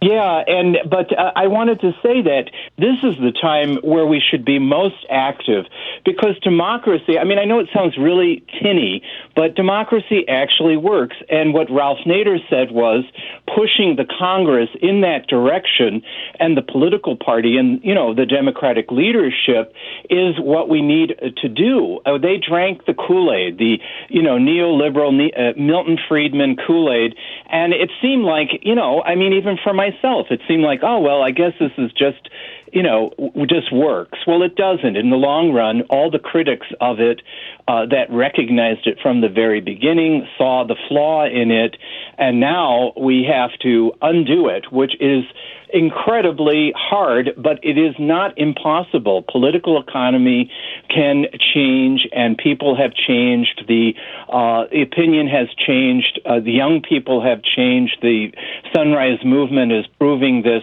So between the Sunrise Movement and people like yourself, Free Speech TV, and just, an awareness of what is going on, we really can make a change. I've been involved with progressive politics all my life, and, you can change the party. It isn't, hopeless. It really is not.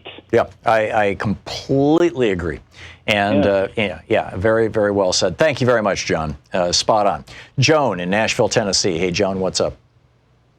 Hey, Tom. I am calling because I'm trying to further clarify, I hope, what the young African-American male was saying. He's a veteran and his wife is a veteran. And at one point he would have given his life for this country. And I think you all were talking about impeaching Trump, and he was saying something about racism, and you were saying, well, Nixon and Clinton were white, and you couldn't see the racism that he was talking about. And do I have the gist of that correct? Yeah, essentially, my understanding is that what he was arguing was that Trump is getting away with all this stuff, and he's not being impeached because of a racial dimension to this. And my point was, you've had two presidents in my lifetime who've had articles of impeachment drawn against them, and they were both white. I get it that Trump used race. I mean, he kicked off his campaign for president like 5 or 6 years ago, or longer than that, by questioning the legitimacy of President Obama. There was a naked shout out to racists. But I don't think that that's why Nancy Pelosi has not yet drawn up articles of impeachment against him. Okay.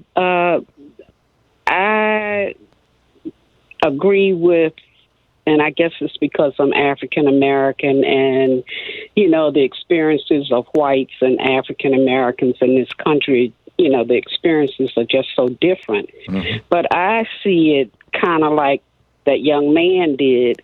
If anyone other than a rich white male was doing what Donald Trump is doing, even if it was a white woman, they would have been out of office a long time ago. If Obama had said or done any one of the things that Trump did during his candidacy, Obama never would have been elected. I agree. And what whites don't seem to understand, and I'm not saying this to be pejorative in any way, and I know whites hate to be made to feel any kind of discomfort when it comes to race. But this country worships three things. This is my opinion. Whiteness, maleness in general, white maleness in particular, and specifically wealthy white males. Now, Nixon and Clinton were white males because that's all they were, being elected. But they were not born to wealth. Trump was born to wealth. He was raised with a sense of entitlement that's greater than that of the average white male. Well, that was you have to look at that. That was the point that I made in response to him, was I said, I think that this is probably more class privilege than it is race privilege, although I completely agree that had this been President Obama, in fact, Bill Maher now does a bit on his show, if Obama had done it, right? Had this been President Obama, or had this been President Hillary Clinton, the knives would have been out on day one. And in fact, with regard to Obama, they were constantly. I agree with you, but I think that it's a double standard, Tom. It's a double standard. Yeah, I get it. Dylan Ruth killed 9 unarmed people after Bible study, sitting there in a house of worship, studying the Bible, stood up and murdered those people in cold blood. The police who picked him up took him to a fast food restaurant to get a cheeseburger. Now, you and I know that never would have happened had Dylan Ruth been black. It's the double standard. Amen. And whites have to face the truth. How are we going to get past this?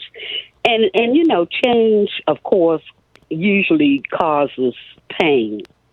I mean, look what happened to Representative Ilhan Omar. What she said was the truth. Yeah. This country was built on greed. It's maintained on greed. And why was everyone upset? Because she told the truth. So acknowledging these power disparities and privilege disparities in our culture. I'm with you, Joan.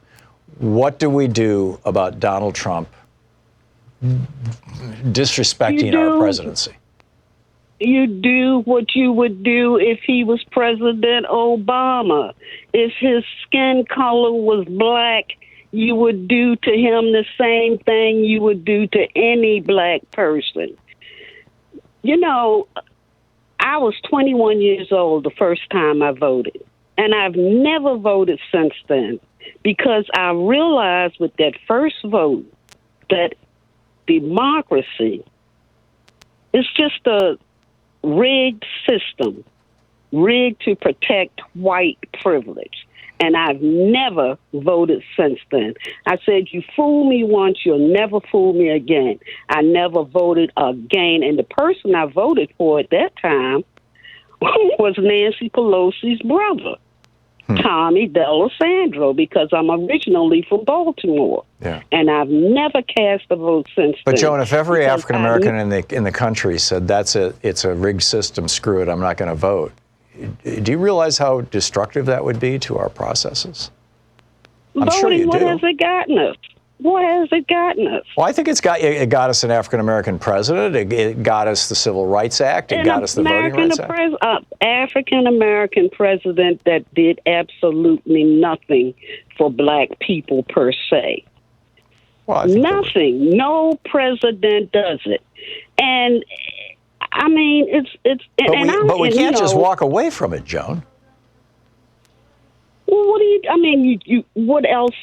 What choice do we have if we? Well, don't? I think you vote for the best you can, and then you also get inside the party and try to be the change that you're talking about. It just seems that saying no, I'm not going to participate in the democracy that I'm part of is counterproductive. Well, let me ask you this: if you continue to do something, I'm thinking about the cartoon Charlie Brown and Lucy. Right, Charlie Brown every fall has the same face that Lucy's gonna hold the football for him, and she doesn't do it, and he keeps doing it over and over. You keep going down the same street, falling in the same hole. Black people are not going to change this political system by doing it that way. The only way we're going to change it is by becoming entrepreneurs, business owners, keeping our money in the black community, because that's the only thing that America understands is money. Yeah. Okay. Joan, thank you. Thank you for sharing your thoughts and experience with us. I appreciate it. We'll be back. Bob Ney is up in about 4 minutes. We'll talk maybe news. You're listening to Thom Hartmann. Visit ThomHartmann.com for audio and video archives. So how's it going, calling Congress?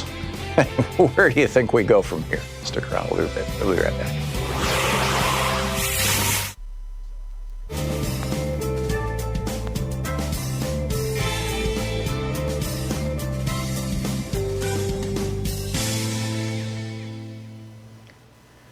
And welcome back. Robbie in Portland, Oregon. Hey, Robbie, what's on your mind? Hey, Tom, can you hear me? Yep. Basically, I wanted to say Joan nailed that. Joan is completely right, Tom, and I think, honestly, you have to identify what she's saying here. First off, I see 2016 happening all over again, but I'm not concerned about Ukraine. I'm concerned about the DNC, stopping what the basic people want. If you look at what's going on here, we have to admit that Joe Biden does have a lot of problems with him. You should be thankful that Trump's actually trying to get him out of the DNC race. Hearing you defend Joe Biden is completely disrespectful to black people, Tom. And if Robbie, the DNC can't recognize that... Stop it for a second. What I said is that there's no evidence that Joe Biden or his son, that Joe Biden was involved with whatever corrupt activity his son was involved in, if he was involved with corrupt activity. And his son was taking $50,000 a month from this Ukrainian gas company. I think that that's unseemly at the very least, which is what I said. But, and Robbie, I think that if Joe Biden is our nominee, we're going to see a repeat of 2016. I absolutely believe that to be the case. Hang on. Let me finish my point, Tom. Can I finish my point? Sure. Okay. I need to remind your listeners, people think that it was okay that Obama was a president. I was an activist with Black Lives Matter. I was an activist with the Dakota Access Pipeline, Occupy Wall Street. All that happened under Obama. What Joan is talking about is the failure of the DNC to deliver. You know what? I agree. What's his name? Hold on. Let me get this point out. We can't trust them, Tom. I'm agreeing with you, Robbie. That's why I'm saying we have to take them over. So. You either take them over or you walk away. I mean, either you go off and become a yogi and stare at your navel all day, or you get involved. Just voting is not enough, and refusing to vote is not enough. Not change the system because we've been let down, Tom. They rigged an election. A lot of people don't realize this, but the Democrats rigged an election in 2016, which is why Donald Trump is in office. I get what happened in California. I agree with you, Robbie. That it was Arizona. It was New York. Look, and what about the media? The media has been biased for it too. So Robbie, what are you going to do about it? Vote to change it. We're going to vote for Bernie Sanders. What are you going to do, Tom? Well, are you going to vote for Bernie Sanders if he's not running for president? That is out there. The only candidate that's going to do change that we can see. So if Bernie does not win the Democratic nomination, you're going to vote. You're going to write his name in. Is that what you're saying, Robbie? And you think that's going to change things? I'm going to vote for him in the primary.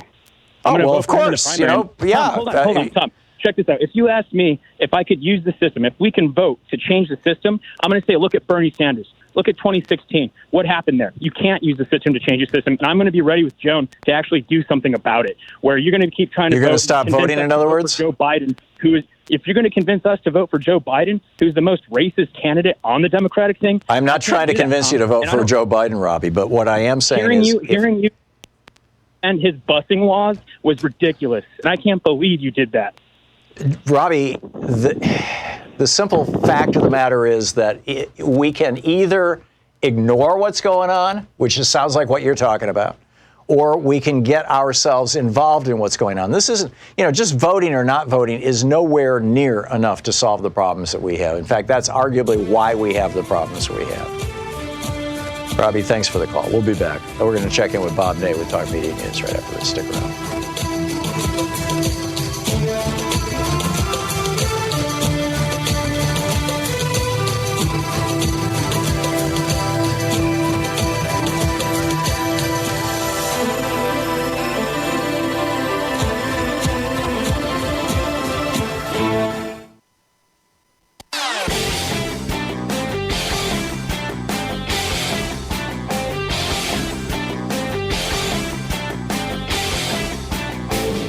So every 5 years, the U.S. Department of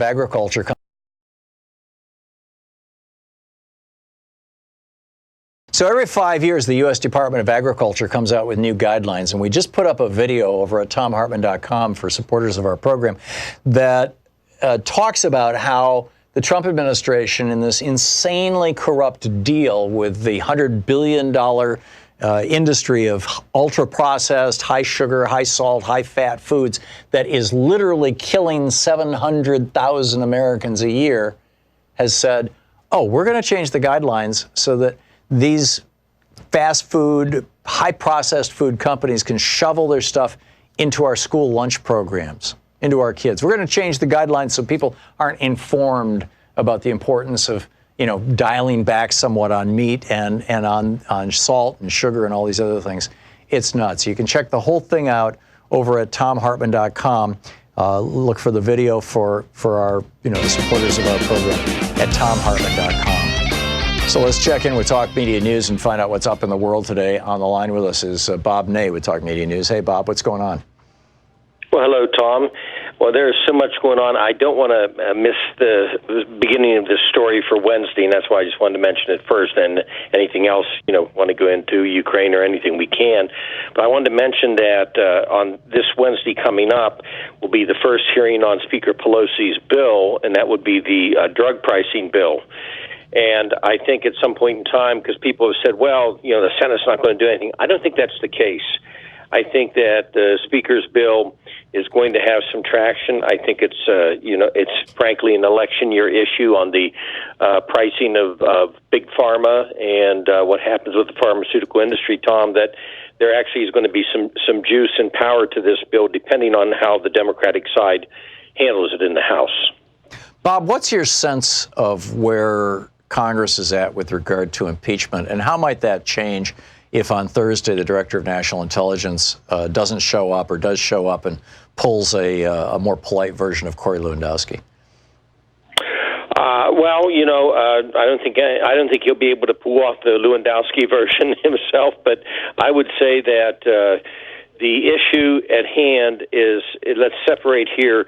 Well, they're going after Donald Trump's children, or they're going after Joe Biden's son. Let's separate that out, and let's look at the fact of a whistleblower that has come forth and that has not been released, which, number one, is a big deal. And I think Congressman Schiff said it, most correctly, that he would be changing his opinion on impeachment depending on what our president said to the, president of the Ukraine. I think that's the big deal. And if something was said in the sense of a exchange of a quid pro quo, that then, Tom, will launch this into a brand new sphere that we have not seen when it comes to talking about impeaching the President of the United States. I don't know if you saw Judd Legum's website, popular.info, this morning, but right now there are a series of Facebook groups that have millions of followers. They have a wider reach than the New York Times in terms of Facebook. And they are all being run, and they're all pro-Trump, and they're all being run out of Ukraine right now. What does that tell you? Well, yes, that. And, for example, there's also a group that's been initiated by the State Department but then goes out of their hands, Tom, in which they are trolling Javad Zarif, the foreign minister. They admit they're doing this. The foreign minister of Iran, they're trolling him. And, again, some of that is coming from overseas. It's State Department announced, but yet it has the fingers of overseas. And anything like this with the Ukraine, it just goes into a question of, was anything exchanged by the President of the United States to get something done to a candidate, which is all shades of foreign intervention once again. I mean, let's say, Tom, that we find out that the President made a statement that, hey, Joe Biden's corrupt, or, something, or he was corrupt in your country. To even begin to raise that, why on earth would he's admitted Well, doing he admitted that on Sunday. Why? Yeah, Why? he admitted that on Why Sunday. would he Well, my question is, what's it going to take to get your former colleagues, the Republicans in the House of Representatives, or for that matter, your former colleagues, the Democrats in the House of Representatives, or at least, the minority of them who are still, saying, no, we don't need no stinking impeachment, to get them to at least consider impeachment? Well, here's the problem on the Democratic side, too, I think, when you look at the entire issue. Impeachment is a process. It's not an event. It is a process. When Bill Clinton was being impeached, it wasn't announced, that day, he's going to be impeached, and by the way, the Senate's going to convict him. It was an entire process that went its path that, frankly, could have went in either direction with the Senate, because you don't know. Right. The biggest thing I hear from Democratic, operatives who I call and we talk about, as we do with Republicans about the news issues, biggest deal I hear is, the Senate won't do anything. Well, how does one know that? Well, and beyond that, don't you want to get this stuff on the record for posterity and for the president? And that's what it's about. Yeah. And I think that Schiff, when you see Congressman Schiff saying what he is saying, he's also with the Intel Committee. Maybe he knows something, because, again, what would take this will be a different world, Tom. It will go all off center if, in fact, the president engaged in conversations in any which way with a foreign leader about assisting him or doing the wink and nod. Hey, we can talk about foreign aid, or hey, if any of that occurred. And if they can get that information, obviously the whistleblower felt something was wrong, and they can get that information, that will take this to a brand new argument that we haven't seen, frankly, since the Mueller investigation. Yeah, remarkable. Brand new argument. Yep, okay. We have 30 seconds left, Bob. What else is up? It's going to be a big deal. The president's going to dominate a lot of the conversation with Iran. Iran put forth a proposal that would include Saudi Arabia and United Arab Emirates. Of course, you won't see that as some type of agreement coming from the other side, because Saudi Arabia and Israel want Iran excluded from any type of agreement. This is a big deal in the White House, because it's a big push of half the staff's telling the president to downplay this, and then the other half under the leadership of Secretary Pompeo saying, go get him, Mr. President. So it's going to be He's got a similar dynamic with regard to guns, too, right? Yes, he does. Yeah, it's fascinating stuff. Bob Ney with Talk Media News. Thank you, Bob. Thank you, Tom. Great talking with you. We'll be back with, actually, Seth Abramson is going to be with us. He's got a new book out, Proof of Conspiracy, right after this. Stick around.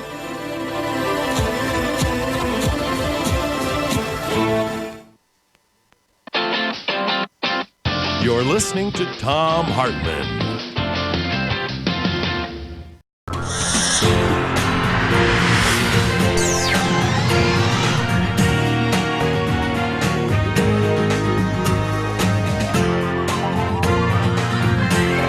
We say fight back!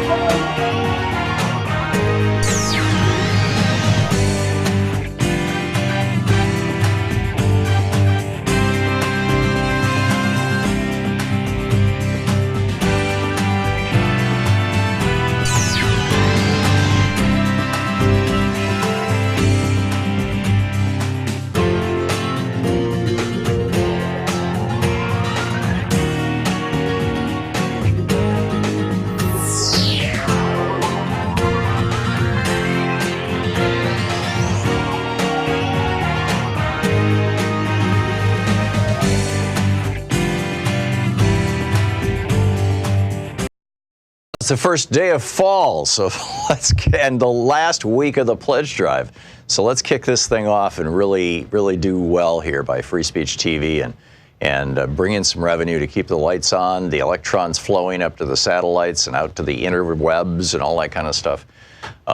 Now is the time. 877-378-8669 is the telephone number, and your call is very, very, very, very much appreciated. With a $20 gift, we have the Thom Hartmann, proud student of a Thom Hartmann University bumper stickers. With a $50 gift, you've got the Change the Channel Free Speech TV tote bag. With a $100 gift, you've got the Any Functional Adult. Yes, we'll take any functional adult. Even Mike Pence, well, define functional. Anyhow, any functional adult long sleeve shirt, sizes small through XXL large. With a $150 gift, my new book, The Hidden History of the Supreme Court and the Betrayal of America, which goes into some really shocking detail about the way that John Roberts, when he was with the Reagan administration back in the day, was planning on getting around the Brown versus Board of Education 1954 Supreme Court decision and getting around the 1973 Roe v. Wade decision by using a Republican-controlled Congress to do it. It's amazing. It's also a how-to manual to get around Republican obstruction. So anyhow, that's with a $150 gift, an autographed copy of my book. With the $250 gift, we've got a virtual meet and greet. Online, we'll get together. And with a $1,000 gift, come here to Portland and hang out in our studio, and we'll go from here, right? We'll you hang here for the last hour of the show, see how it all works. I'll take you in the back and show you the rack room where all the equipment is. It's pretty wild. And then we'll go have lunch and get to know each other. So those are the premiums. But it's like, and it's fine to make a contribution because you want to get the premium. But a step beyond that would be, I'd like to see this television network survive and thrive and grow. Free Speech TV is facing a whole bunch of challenges right now, not the least of which is that, there's a presidential primary going on our side, on the progressive side. And literally every single day, I'm on the mailing lists of a whole bunch of the candidates. I do that every election just so that I can see how they're positioning themselves and what they're saying, and it's particularly either funny or tragic. I'm not sure which, the stuff that I get out of the Trump campaign, but I'm on the Democratic ones as well, and literally every day that goes by, there's another pitch, sometimes 2, 3, 4 times a day. I'm getting requests for money from various Democratic candidates for president, which is entirely reasonable and appropriate. I'm not complaining about it. What I'm pointing out is that while Free Speech TV is here saying, hey, if you like this TV network, please support us, you've also got a bunch of presidential candidates and of course, people who are going to be running for the House of Representatives and the United States Senate and state assemblies and House and Senate seats all over the country, and right down to Carl Frisch running for the school board. God bless him. I mean, that's where it starts. There's great progressive candidates all across the country, and they all need cash, and so that makes it particularly difficult for Free Speech TV in these kinds of in these election years. And I've been with this network for a long, long time now, and have seen these cycles. And the only way that we can get through, and the only way that we can keep the network going, is to extend the pledge drive for another week, and to trust in the goodwill and good graces and care and concern and consideration of our viewers, of you. So if you have not made a contribution yet to Free Speech TV, please call now, 877-378-8669. Oh, I forgot to mention the $30 gift is the Trump Small hand soap. So anyhow, if you haven't called now, call and make a contribution, 877-378-8669. If you've already made a contribution and, hey, it's another week, You can skip, that latte at Starbucks just one day this week and send $5 or $10 to Free Speech TV instead. Consider making a small additional gift, just as a statement of support for this show and for this network. 877-378-8669. Our media landscape is such a disaster outside of Free Speech TV. When, I was flipping through the channels over the weekend, I was watching BBC and France 24 and actually getting news and finding out what's going on around the world, including what's going on here in the United States. Flip on the cable networks, and it's kind of all Trump show all the time. And not even in a good or useful way. I mean, I'm seeing the media now starting to pick up Donald Trump's memes. So anyhow, please call now, 877-378-8669. We need you. Thank you. So every 5 years, the U.S. Department of Agriculture comes out with new guidelines, and we just put up a video over at thomhartmann.com for supporters of our program that talks about how the Trump administration, in this insanely corrupt deal with the $100 billion industry of ultra-processed, high-sugar, high-salt, high-fat foods that is literally killing 700,000 Americans a year, has said, oh, we're going to change the guidelines so that these fast food, high-processed food companies can shovel their stuff into our school lunch programs, into our kids. We're going to change the guidelines so people aren't informed about the importance of, dialing back somewhat on meat and on salt and sugar and all these other things. It's nuts. You can check the whole thing out over at thomhartmann.com. Look for the video for our, the supporters of our program at thomhartmann.com. Want to connect with the show online? You can find the Thom Hartmann Program on Facebook, Twitter, and Instagram. It's worse than the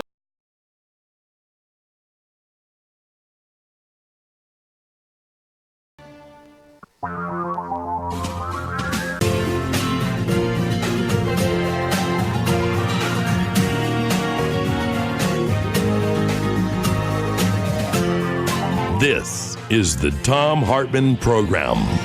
And welcome back. Thom Hartmann here with you. On the line with us is Seth Abramson. He is the former criminal defense attorney, professor at the University of New Hampshire, UNH, the author of 11 books, his most recent, Proof of Conspiracy, How Trump's International Collusion is Threatening American Democracy. This is a follow-up to his previous book, Proof of Collusion. His website's SethAbramson.net, and you can tweet him at Seth Abramson. Seth, welcome to the program. Thank you for having me, Tom. Thanks for joining us. Before we do a deep dive into the book, I'm wondering if you could comment on the news of the day. Donald Trump just a few hours ago said, well, if hypothetically a president was to withhold, I'm paraphrasing here, a president was to withhold foreign aid or military aid to an ally because he wanted them to root out corruption, there's nothing wrong with that. This following on the heels of yesterday, his saying that, I did discuss Joe Biden with the president of Ukraine. What are your thoughts on all this? Well, I think we've seen this pattern before. There's an initial denial or refusal to discuss an allegation, and then over time, that denial becomes weaker and weaker until eventually we get what I think most Americans, including most Trump supporters, believe we'll get, which is an admission that this happened exactly as the New York Times, the Wall Street Journal, the Washington Post, and others have reported. But what I would say, Tom, is that people have to remember that this Ukraine issue is really a saga. Starting in early 2017, Donald Trump was using his aides, his allies, and his associates to try to get additional information from the Ukrainian government. At that point, this is the prior Ukrainian government that was replaced in 2019, to get information about Hillary Clinton. And then also he was pressuring Ukraine to drop the Paul Manafort investigation. And of course, even prior to the election, there was the use of pro-Russian Ukrainians to try to negotiate sanctions relief with Russia. So really, this Biden story is the fourth time that we have either the Trump campaign or the Trump administration secretly dealing with Ukrainians to try to push U.S. foreign policy in exchange for getting dirt on a Trump rival. So this is really nothing new. So 2 data points. I don't know if you caught Judd Legum's piece this morning at popular.info or his newsletter. There is a website, or a series of them actually, Facebook sites. One of them has over 1 million members that has a larger reach than many of our mainstream media outlets, in New York Times and whatnot, that is reaching literally millions of Americans every single day, that is all pro-Trump all the time and is being administered out of Ukraine. And then this morning, NPR was reporting that the Ukrainian foreign minister has said that he was familiar with that phone call and that Ukraine did not feel pressured and there's no there. Has Trump already compromised the government of Ukraine, or is there no there? Well, I think we have to remember that not only was the issue in the clandestine negotiations apparently between Rudy Giuliani and agents of the Ukrainian president, the matter of Joe Biden and the matter of the $250 million in military aid, but we recently learned that there was an additional $140 million in aid that was added to the package for no reason that has been explained to the American people, and it's not clear whether that was added in an effort to get the Ukrainians to essentially say there's no there, which is, of course, what they're saying right now. But again, what I think people have to remember is that this is an ongoing saga between Trump and Ukraine. It's not that the Ukrainian government, either the last one or the current one, is any great fan of Vladimir Putin or even necessarily any great fan of Donald Trump. It's that they know that they need American military assistance in order to hold off the Russians on their eastern borders. We have to remember that Vladimir Putin invaded Eastern Europe. He annexed part of Ukraine. Ukraine is currently under threat from the Russians, and Donald Trump is playing these games and putting the Ukrainians in really an untenable position. Yeah. So Ukraine, here's a small country, power-wise, population-wise. I mean, geographically they're fairly large, but that finds themselves between. After having been invaded in part by Russia, not in part by Russia, but part of Ukraine invaded and taken over, as you correctly point out, Crimea, by Russia. And now, on the other hand, I'm guessing they're thinking, okay, if we abandon the United States and just reach out to the EU, for example, the EU is going to back away from that, or at least some of the NATO countries, because they don't want to get too much in Putin's face by having another country go NATO right on the border with Russia. I mean, this has got to be a very, very difficult political calculation for the new president of Ukraine, who, prior to this, his experience being, in politics was playing the role of president in a sitcom on TV for, 6 years, as I recall? Well, and also, Tom, we have to keep in mind that the EU is in crisis itself because of Brexit. So it's not necessarily in a position to offer the same sort of assistance that it usually might. So Donald Trump really has Ukraine in a position where he can get what he wants from them. He can withhold funds that Congress has appropriated. He can choose, as we've seen, to add additional funds to the military assistance to Ukraine following the annexation by Russia. And what he's asking about, of course, I think it's important to underscore this, not that we should dwell on it too much, is nonsense.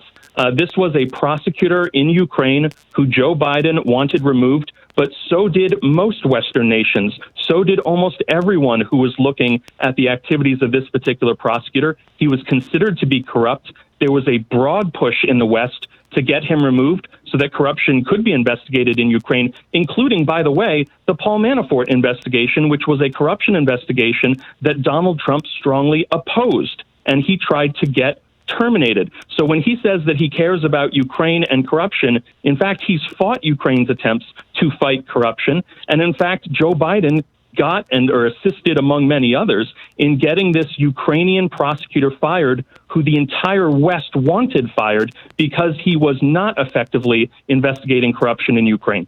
Yeah. So we're talking with Seth Abramson, the former criminal defense attorney, professor at UNH, author of 11 books, his most recent Proof of Conspiracy. Seth, to your book, we just got it a day or so ago, and I haven't had an opportunity to really dig into it the way I'd like to. I'm assuming the conspiracy of its title is the conspiracy between the attempted conspiracy between the Trump campaign and the government of Russia, or at least the oligarchs in Russia and some of the former Soviet republics? Actually, no. The conspiracy referred to in the title of the book, Proof of Conspiracy, is the 2015 originated geopolitical conspiracy between 4 countries initially: Saudi Arabia, the United Arab Emirates, Egypt, and Bahrain, which was expanded to include Russia and Israel in 2016 to illegally assist Donald Trump in receiving election in November of 2016. The way that I would summarize it, Tom, is that Russia, of course, was afraid of a Clinton presidency because they were afraid that there would be a continuation of the Obama sanctions regime, whereas Donald Trump was promising that that regime would be eliminated. But you had countries in the Middle East, many of whom were in regular contact with the Kremlin on geopolitical issues in 2014 and 2016, and in some cases financially tied to the Kremlin in 2014 and 2015, particularly the UAE, whose apprehension was likewise that there would be a Clinton presidency because they feared that Clinton would maintain the Iran nuclear deal. What they wanted was for Donald Trump to remove the United States from the Iran nuclear deal, rip it up, and instead move forward with a joint U.S.-Russia plan to build nuclear reactors across the Middle East, leading to eventually nuclear weapons in Saudi Arabia, the UAE, and Egypt. So these countries worked together and worked with the Israelis and the Russians to ensure that Donald Trump would be elected because they apprehended a Clinton presidency just as much as the Russians did.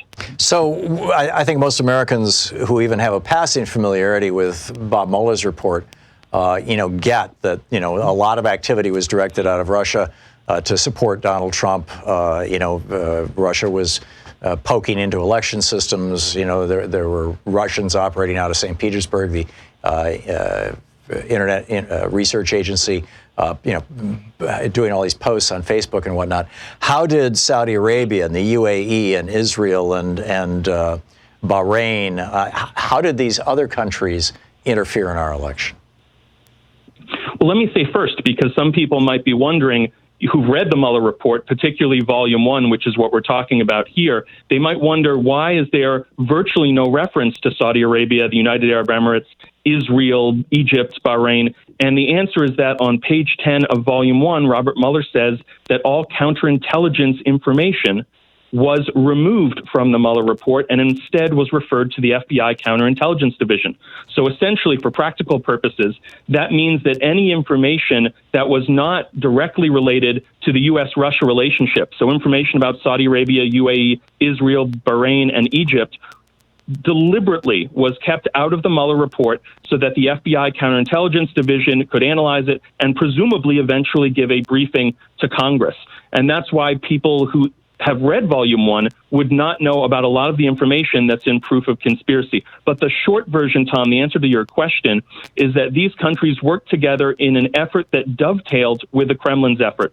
There was a wide-scale disinformation effort conducted by individuals connected to the Israeli government, funded by the Saudi and Emirati governments, with the knowledge of at least Donald Trump Jr., as the result of a meeting that an Israeli representative, a Saudi representative, and an Emirati representative had with Donald Trump Jr. in Trump Tower in August of 2016, a more significant and important meeting than the June 2016 meeting that we've talked about so much.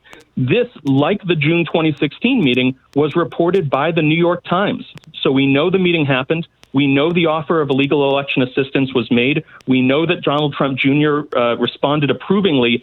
And we also have, and this is discussed in Proof of Conspiracy, a confession by the Israeli business intelligence agent who conducted the disinformation campaign with the knowledge of the Trump campaign and was funded by and acknowledged he was funded by the Saudis and the Emiratis. And George Nader, of course, is the critical witness here who acted as a Saudi and Emirati agent during the 2016 campaign. And we learned from the Mueller report was also a Trump campaign advisor. Wow. So we're going to hit a break here in just a second. Seth, can you stick around for a little bit? Sure. We can dig into this a little bit deeper because I want to get into why is this story not more widely known? Is it simply because it's complex, or that it's been buried deeply, or there's this, we already know that kind of stuff? And frankly, what can we do about it? It looks like Bibi Netanyahu might be losing power, but that's certainly not the case with any of the leaders of any of these other countries. And we're not even sure that Bibi is going to be bounced out. So we'll be right back. Seth Abramson is with us. His new book, Proof of Conspiracy. This is the Thom Hartmann Program. We'll be right back with Seth Abramson. Stick around.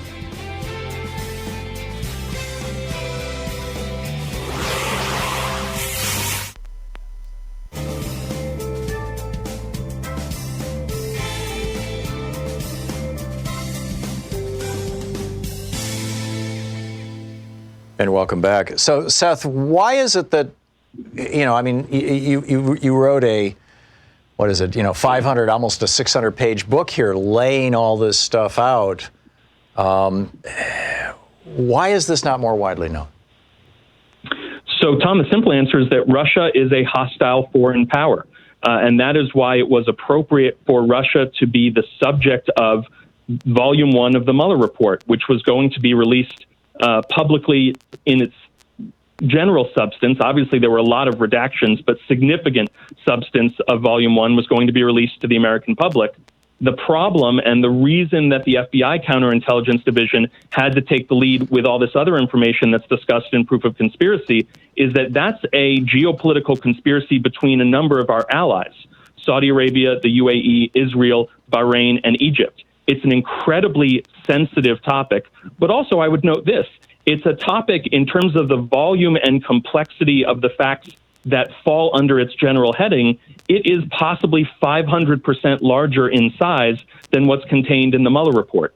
The Mueller report would have had to take an additional 2 or 3 years to be completed. It probably would have been 1,000 or 2,000 pages longer if it had included the entirety of the geopolitical conspiracy that Russia was connected to. And let's be very clear, what's in the Mueller report is very much connected to this larger story, but it is only a small piece of a story that involves 6 countries, not just one. So those are 2 of the major reasons that Americans would not have heard much about this yet and still won't hear about it, given that Adam Schiff just got his first briefing from the FBI Counterintelligence Division a few weeks ago, unless and until people read Proof of Conspiracy and unless and until the House Intelligence Committee is able to get more briefings from the FBI and critically release some of this information to the American public, because this is very much part of the story of how Donald Trump got elected in 2016. So, Seth, if I'm understanding your argument, the through line through all of this is that Russia's interest in this was getting sanctions relieved.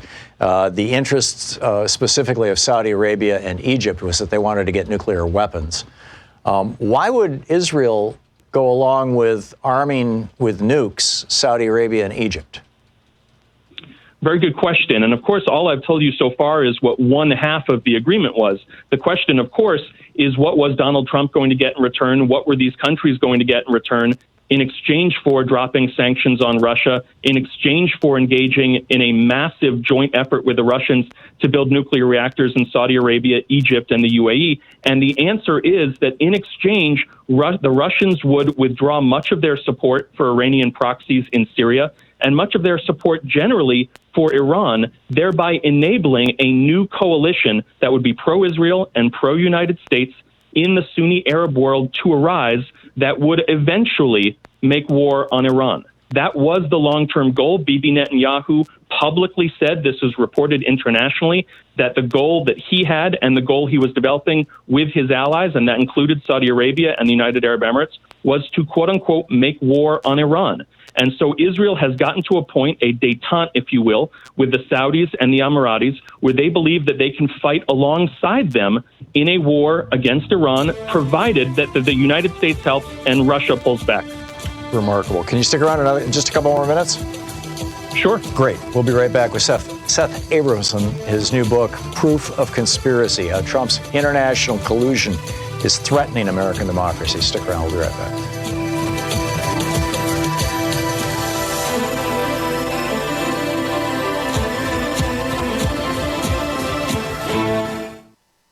You know, every day here on the Thom Hartmann Program, Louise and I and our team, Sean, Nate, Shira, Dave, Chase, Sue, Nigel, Ron, we all work to put together the very, very best show we possibly can. And there's an enormous amount of work that goes into the show.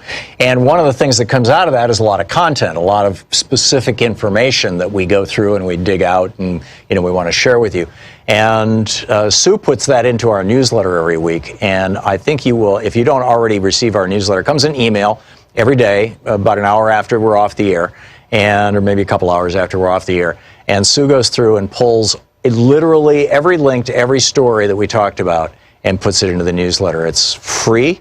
We don't sell the list or anything. You complete safety and security. There's no charge. There's no nothing. Just, plug in your email address over at thomhartmann.com and you get signed up for the newsletter. It's all fairly obvious. You'll see it on the website. So check it out, thomhartmann.com. Thank you.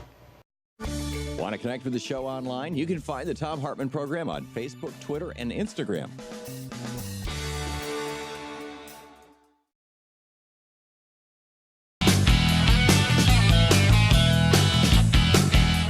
Welcome back. We're talking with Seth Abramson. His new book, Proof of Conspiracy, How Trump's International Collusion is Threatening American Democracy.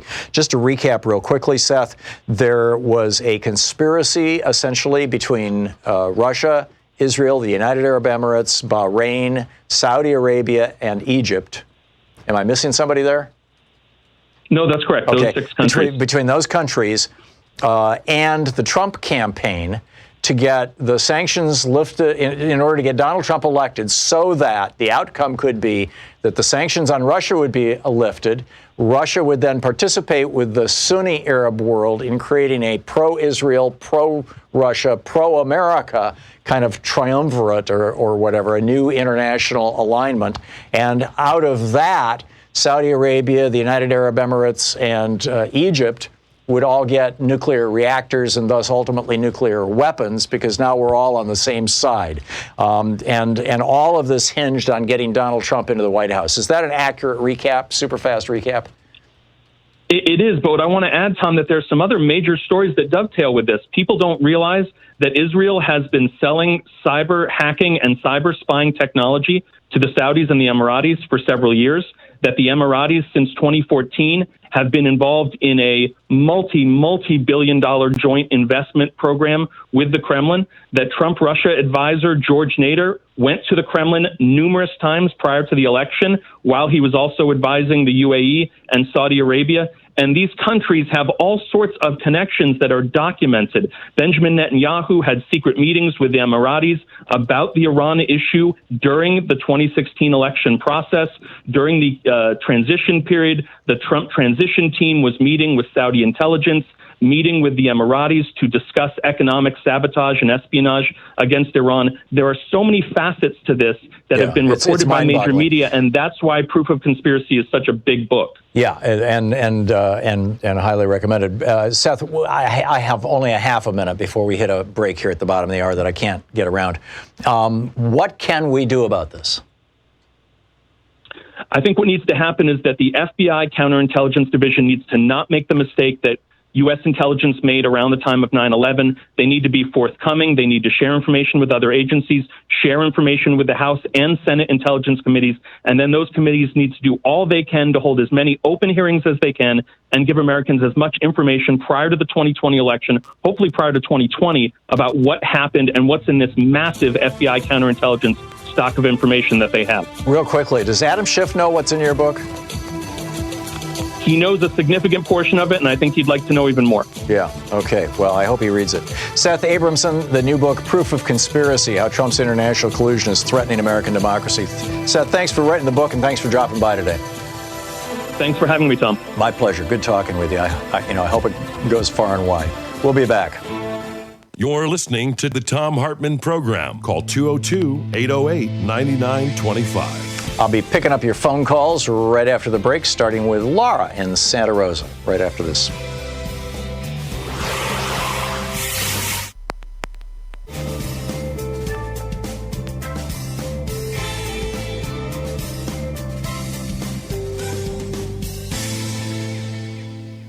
It's the first day of fall, so and the last week of the pledge drive.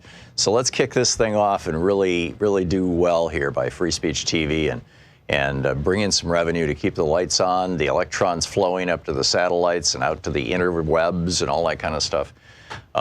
Now is the time. 877-378-8669 is the telephone number, and your call is very, very, very, very much appreciated. With a $20 gift, we have the Thom Hartmann, proud student of a Thom Hartmann University bumper stickers.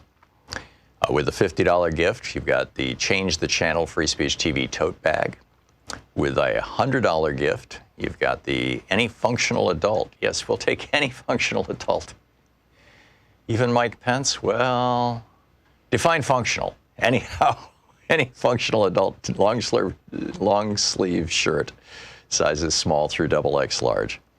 With a $150 gift, my new book, The Hidden History of the Supreme Court and the Betrayal of America, which goes into some really shocking detail about the way that John Roberts, when he was with the Reagan administration back in the day, was planning on getting around the Brown versus Board of Education 1954 Supreme Court decision and getting around the 1973 Roe v. Wade decision by using a Republican-controlled Congress to do it. It's amazing. It's also a how-to manual to get around Republican obstruction. So anyhow, that's with a $150 gift, an autographed copy of my book. With the $250 gift, we've got a virtual meet and greet. Online, we'll get together.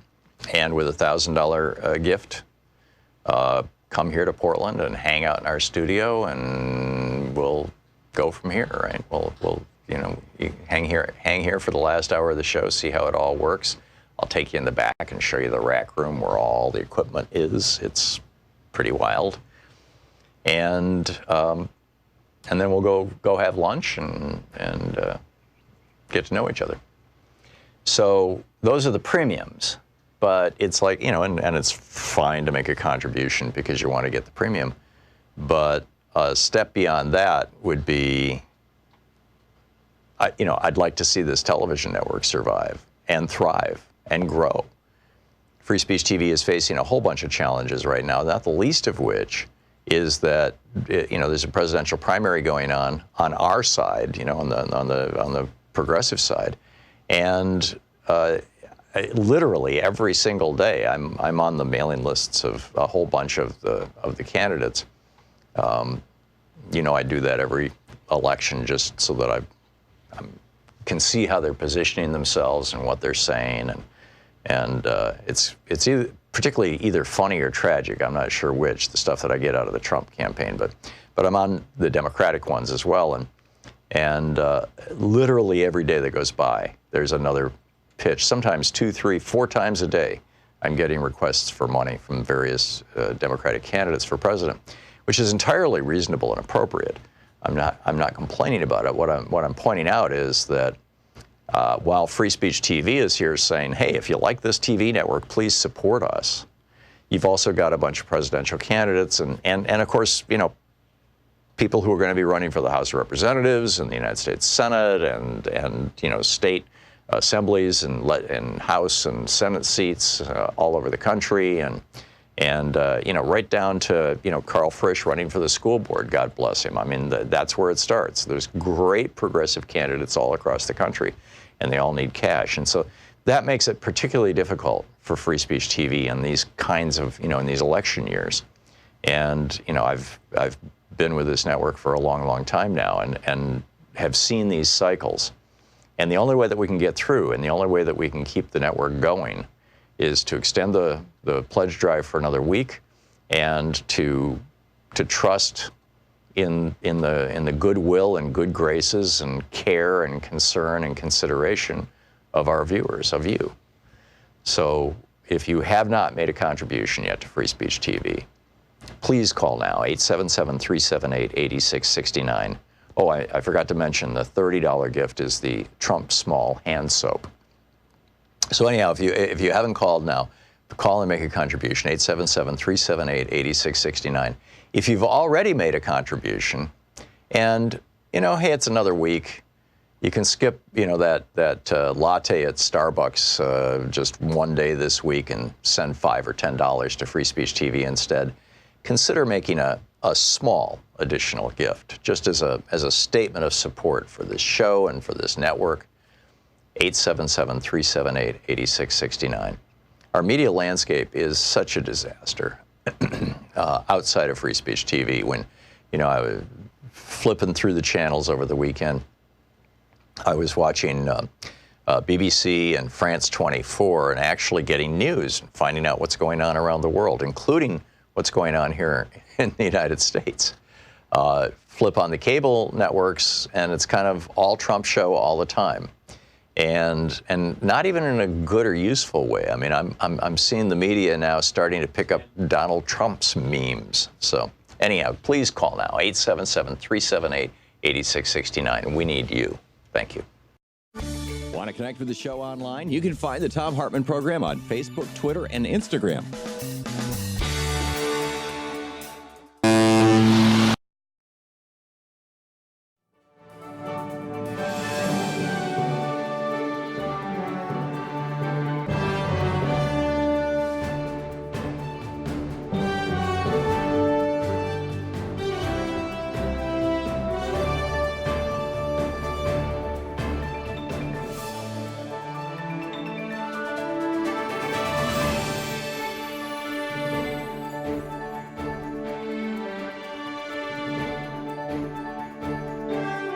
So every 5 years, the U.S. Department of Agriculture comes out with new guidelines, and we just put up a video over at ThomHartmann.com for supporters of our program that talks about how the Trump administration, in this insanely corrupt deal with the $100 billion industry of ultra here with you. Just a quick heads up, Wednesday, day after tomorrow, I will be in Beaverton, the suburban Portland, Oregon, at Powell's Books on Cedar Hills Boulevard with Naomi Klein, discussing her new book, On Fire, The Burning Case for a Green New Deal. And then in Chicago, October 3rd at 6 p.m., I'll be at Smart 265 in Carroll Stream talking about my new book, The Hidden History of the Supreme Court and the Betrayal of America. More information at WCPT820.com. And on October 10th, I'll be at Powell's City of Books here in Portland on Burnside at 7:30 p.m. So a lot going on. Laura in Santa Rosa, California. Hey, Laura, what's on your mind today? Good morning. Hello, Tom. How are you? I am well. What's on my mind, I'm sorry. What's on my mind, I was just really livid listening to Robbie and Joan earlier on the call. I'm going to have to say, just let me tell you, I'm an African-American person who has been voting since I was 18. The reason I vote is because women died and people of color died. Many people died so that I could have the right to vote. I will never stop voting. That's the first thing. I do agree with what Joan has said up until the point about not voting. I do think that Robbie, hearing something like that, is encouraged by to only vote for Sanders and do this write-in campaign. I have known for many years that you can split the votes by doing something like that. And when I started, I worked for Sanders' campaign, and then I graduated and worked for Hillary's campaign. I have been working and voting and marching and donating. And when I get frustrated, I simply up the ante. What I'm doing right now is I'm calling my congresspeople every day. I will be the thorn in their side every day because I will not give up and allow these individuals to win. How can we look at all of the corruption that's going on and then we focus on this little minute thing? Now, I do agree that we need to progress to impeachment. It is vitally important that we do that. Okay, so I do want Nancy Pelosi and all the Democrats to evolve to that. But here's the thing. I am not going to get frustrated and go away. They will not get away with not doing their constitutional duty because we are a collective. In America, we get the democracy we deserve. And if we do not stand up and continue to fight, we will pay the consequences. And I'm the person who called in many calls ago. You probably don't remember. And I asked you the question, do you think the Republicans is the are someone who are the individuals that are, what is it, the fifth column? Mm-hmm. I don't know if you remember that call. That was my question. Do you think that they're the fifth column? I think we have our answer, right? Yeah, it's certainly looking like it. And I think number one, let me just thank you for being an activist, for being a participant, for voting.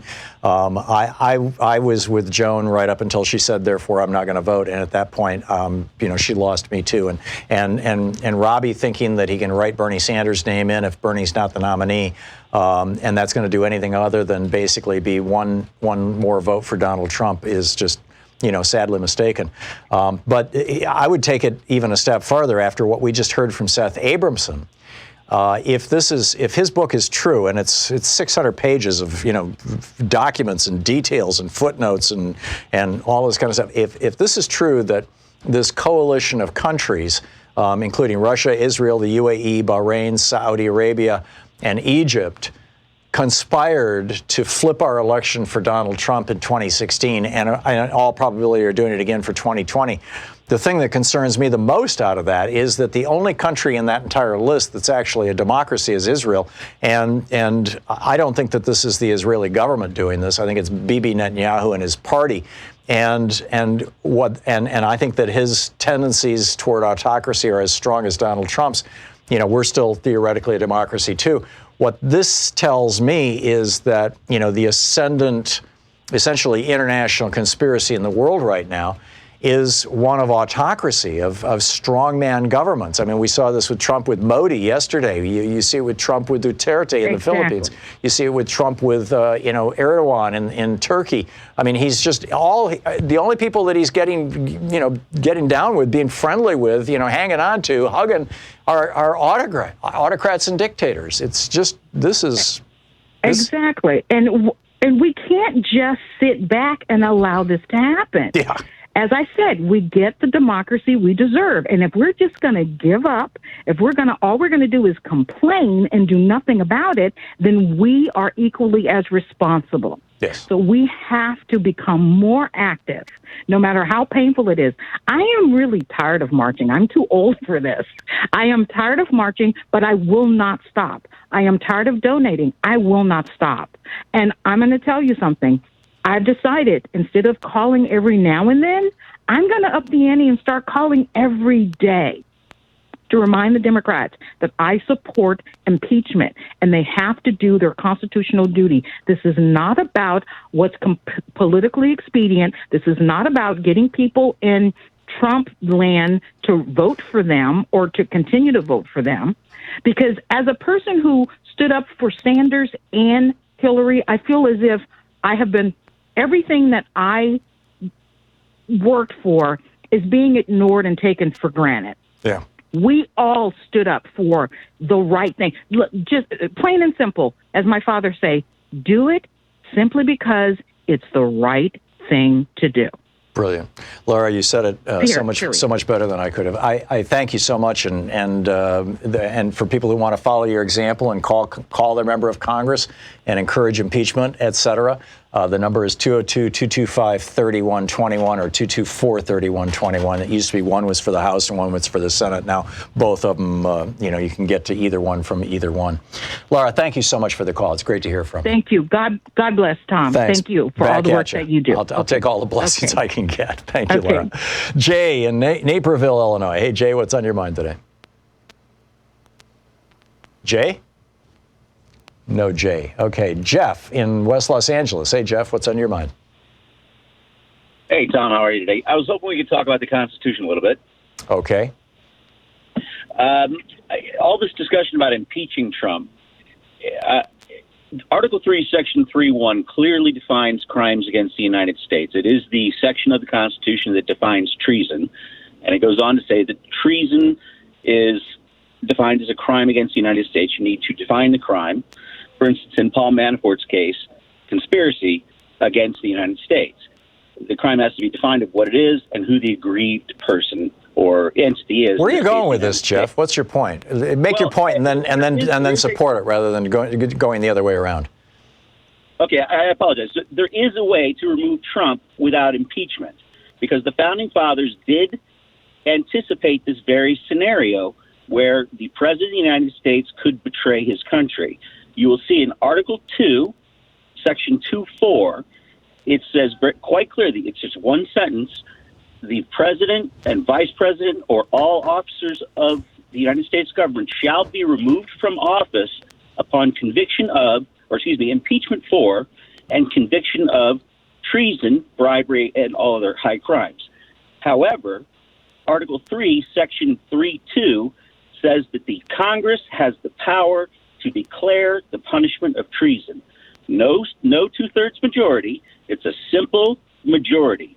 They can impeach him in the House. Well, hang on just a minute. What that means, Jeff, is that Congress writes the laws, and part of those laws is what the punishment is. So Congress can pass a law saying, here are the 16 things that we consider to be treason, and the top one is the death penalty, and the bottom one is 30 days in jail. And that's all that's doing is giving Congress the power to authorize specific punishments for specific crimes.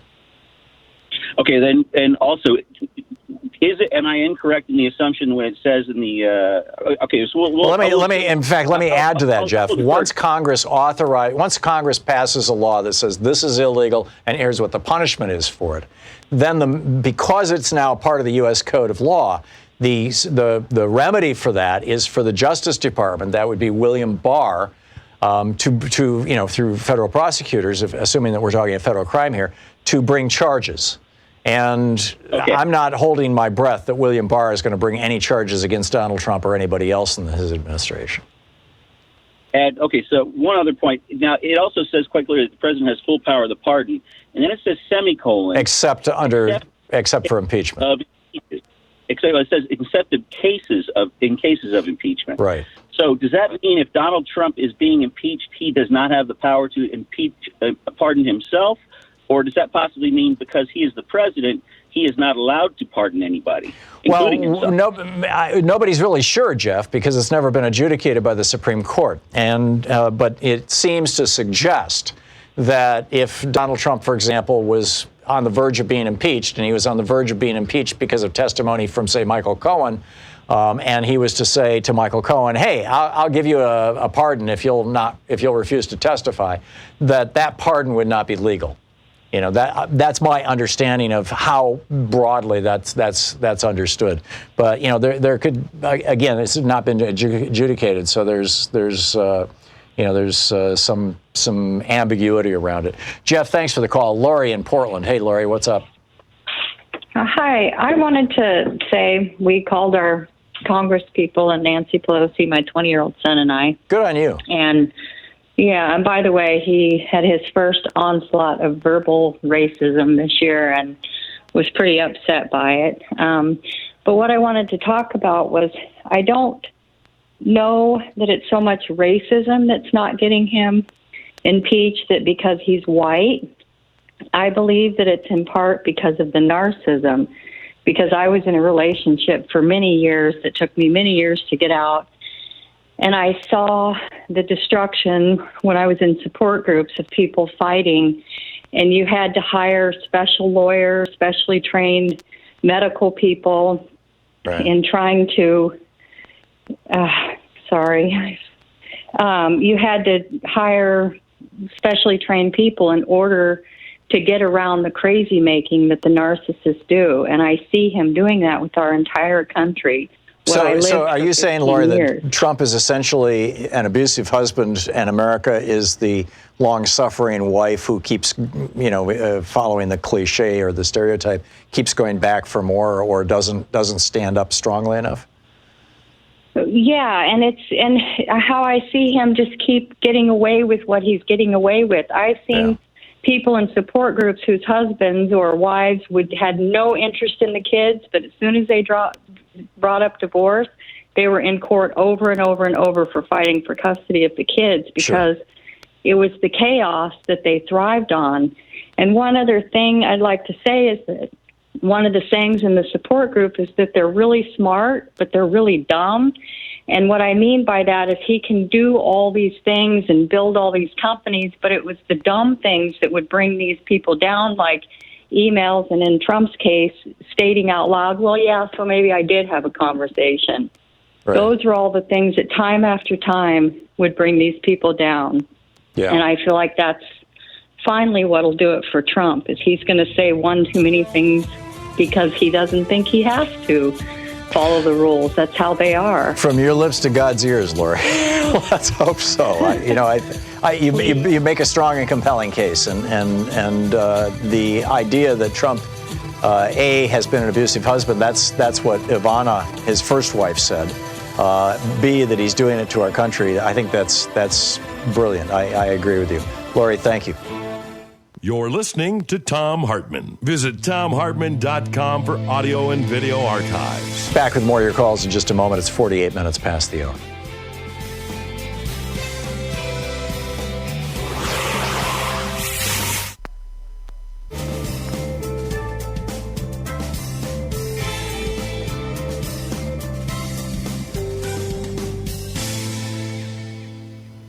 And welcome back.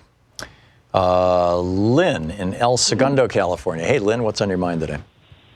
Hey, I got my turn. I called Nancy Pelosi and my rep, Karen Bass, and when I called Pelosi, it's just a recording, and you can hit 1 to leave a message or hit 3 if you have questions, and then I hit that one, and I ended up getting referred to the website. So it's kind of like a runaround. I was kind of disappointed with calling Pelosi, but anyway, I left a message, and I called my rep, and I frequently her town hall meetings and phone town halls too. And for the first time, I didn't get my standard answer. We need to wait. We don't have the votes for impeachment.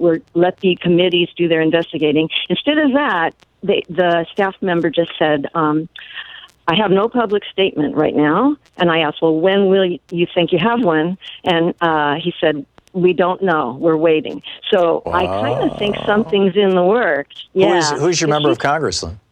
It's Karen Bass, and she's on her way up in leadership. She's the chair of the Black Caucus. Mm-hmm. And so anyway, so that's what happened when I called. And I wanted to say something about the Kennedy running for Senate, challenging Markey.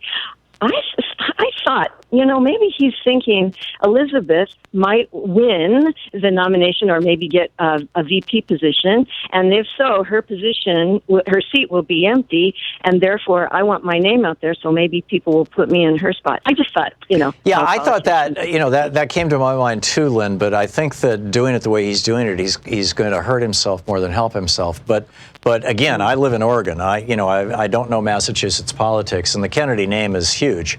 And then there's also the argument that Markey's in his 70s and Kennedy's in his late 20s, early 30s, and he's kind of the next generation, and it's a generational thing. And I just wish he was more productive and pass more good bills. I think he's kind of riding on his name and not really the progressive that we need there. Yeah. And by the way, while I was waiting to speak to you, I wrote out 23 checks. I'm donating to very progressive candidates that even they're challenging the Democratic incumbents. I know the Democratic leadership doesn't like that, but I wrote one to Mark Gamba. Oh, great! So we need to fight on, and like Elizabeth Warren's bumper sticker: dream big, fight hard. That's all. Yeah, I'm with you. Okay. Thank you very much. Thank you. Good to hear from you. I appreciate it. Wendell in New Kennington, Pennsylvania. Hey, Wendell. Quick one, please. Hey, how you doing? Good. Well, about the impeaching Trump, the best thing to do is start the impeachment and let the chips fall where they may. And even if we don't win, it will show the people whose side who is on. Yeah, and I agree. If you're for Trump and it's just rubber stamping, you'll be known for that in the news. They will say, yeah, this guy here, he voted for Trump not to impeach him. These guys voted to impeach him. Yeah. And then they'll get their recognition and the proof. Well, plus we get on the record the information about what he did that's worthy of impeachment. And that becomes, just kind of burned into the mind of Americans if the news media would do a decent job of talking about this stuff. Wendell, excellent. Thank you very much for the call. We'll be back with more of your calls in just a moment. It is 8 minutes before the hour. Stick around.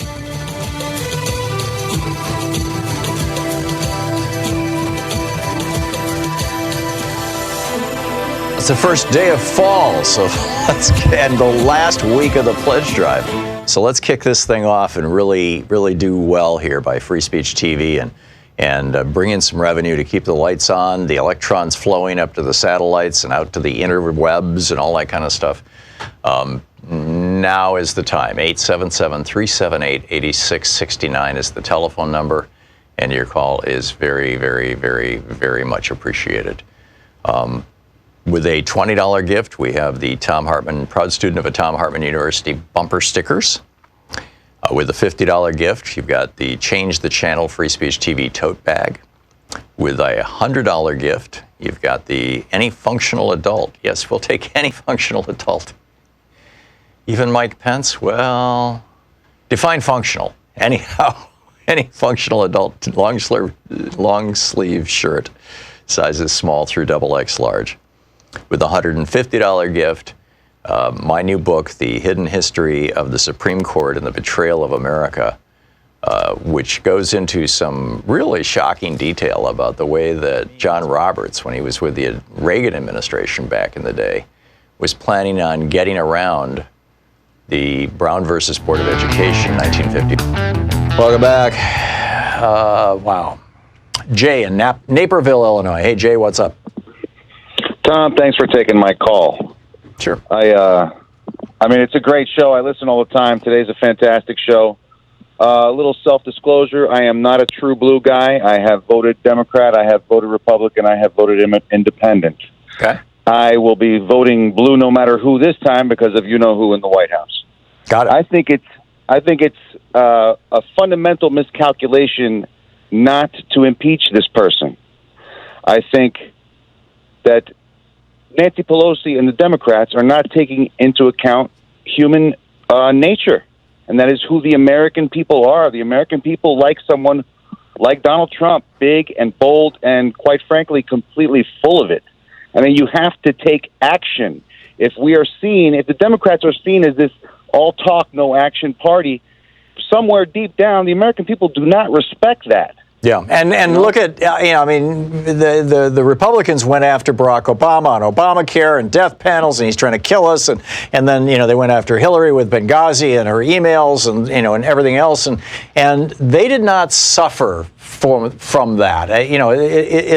And frankly, some of it stuck. Even if it was, we could debate the legitimacy of it. I don't know your position, but I think virtually all of it was illegitimate.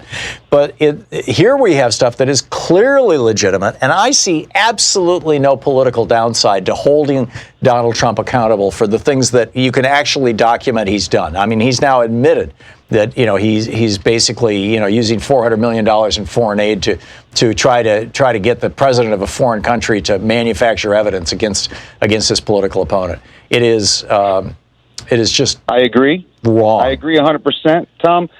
You have to bully the bully. Yeah. You have to get somebody out there to rhetorically punch him in the mouth over and over and over again. Amen. You can't. Amen. The American people respond gutturally. They want to see somebody with gumption go out there and take action, do something. Yeah. As long as it's all just talk, man, it's just noise. It's in and out with every day's news cycle. Yep, I'm with you. Jay, thank you. Well said. John in Gold Beach, Oregon. Hey, John, what's up? Oh, John, I'm sorry. I just hit the end of the show. I'm so very sorry, John. We'll be back tomorrow, same time, same place. In the meantime, don't forget democracy is not a spectator sport. It does require all of us. That includes you. So get out there and get active. Tag, you're it. We'll see you tomorrow.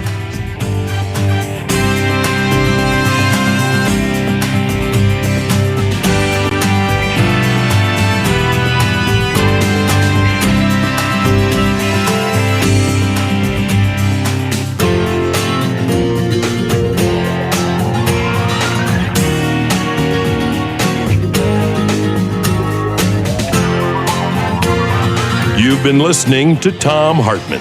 For audio and video archives, visit thomhartmann.com.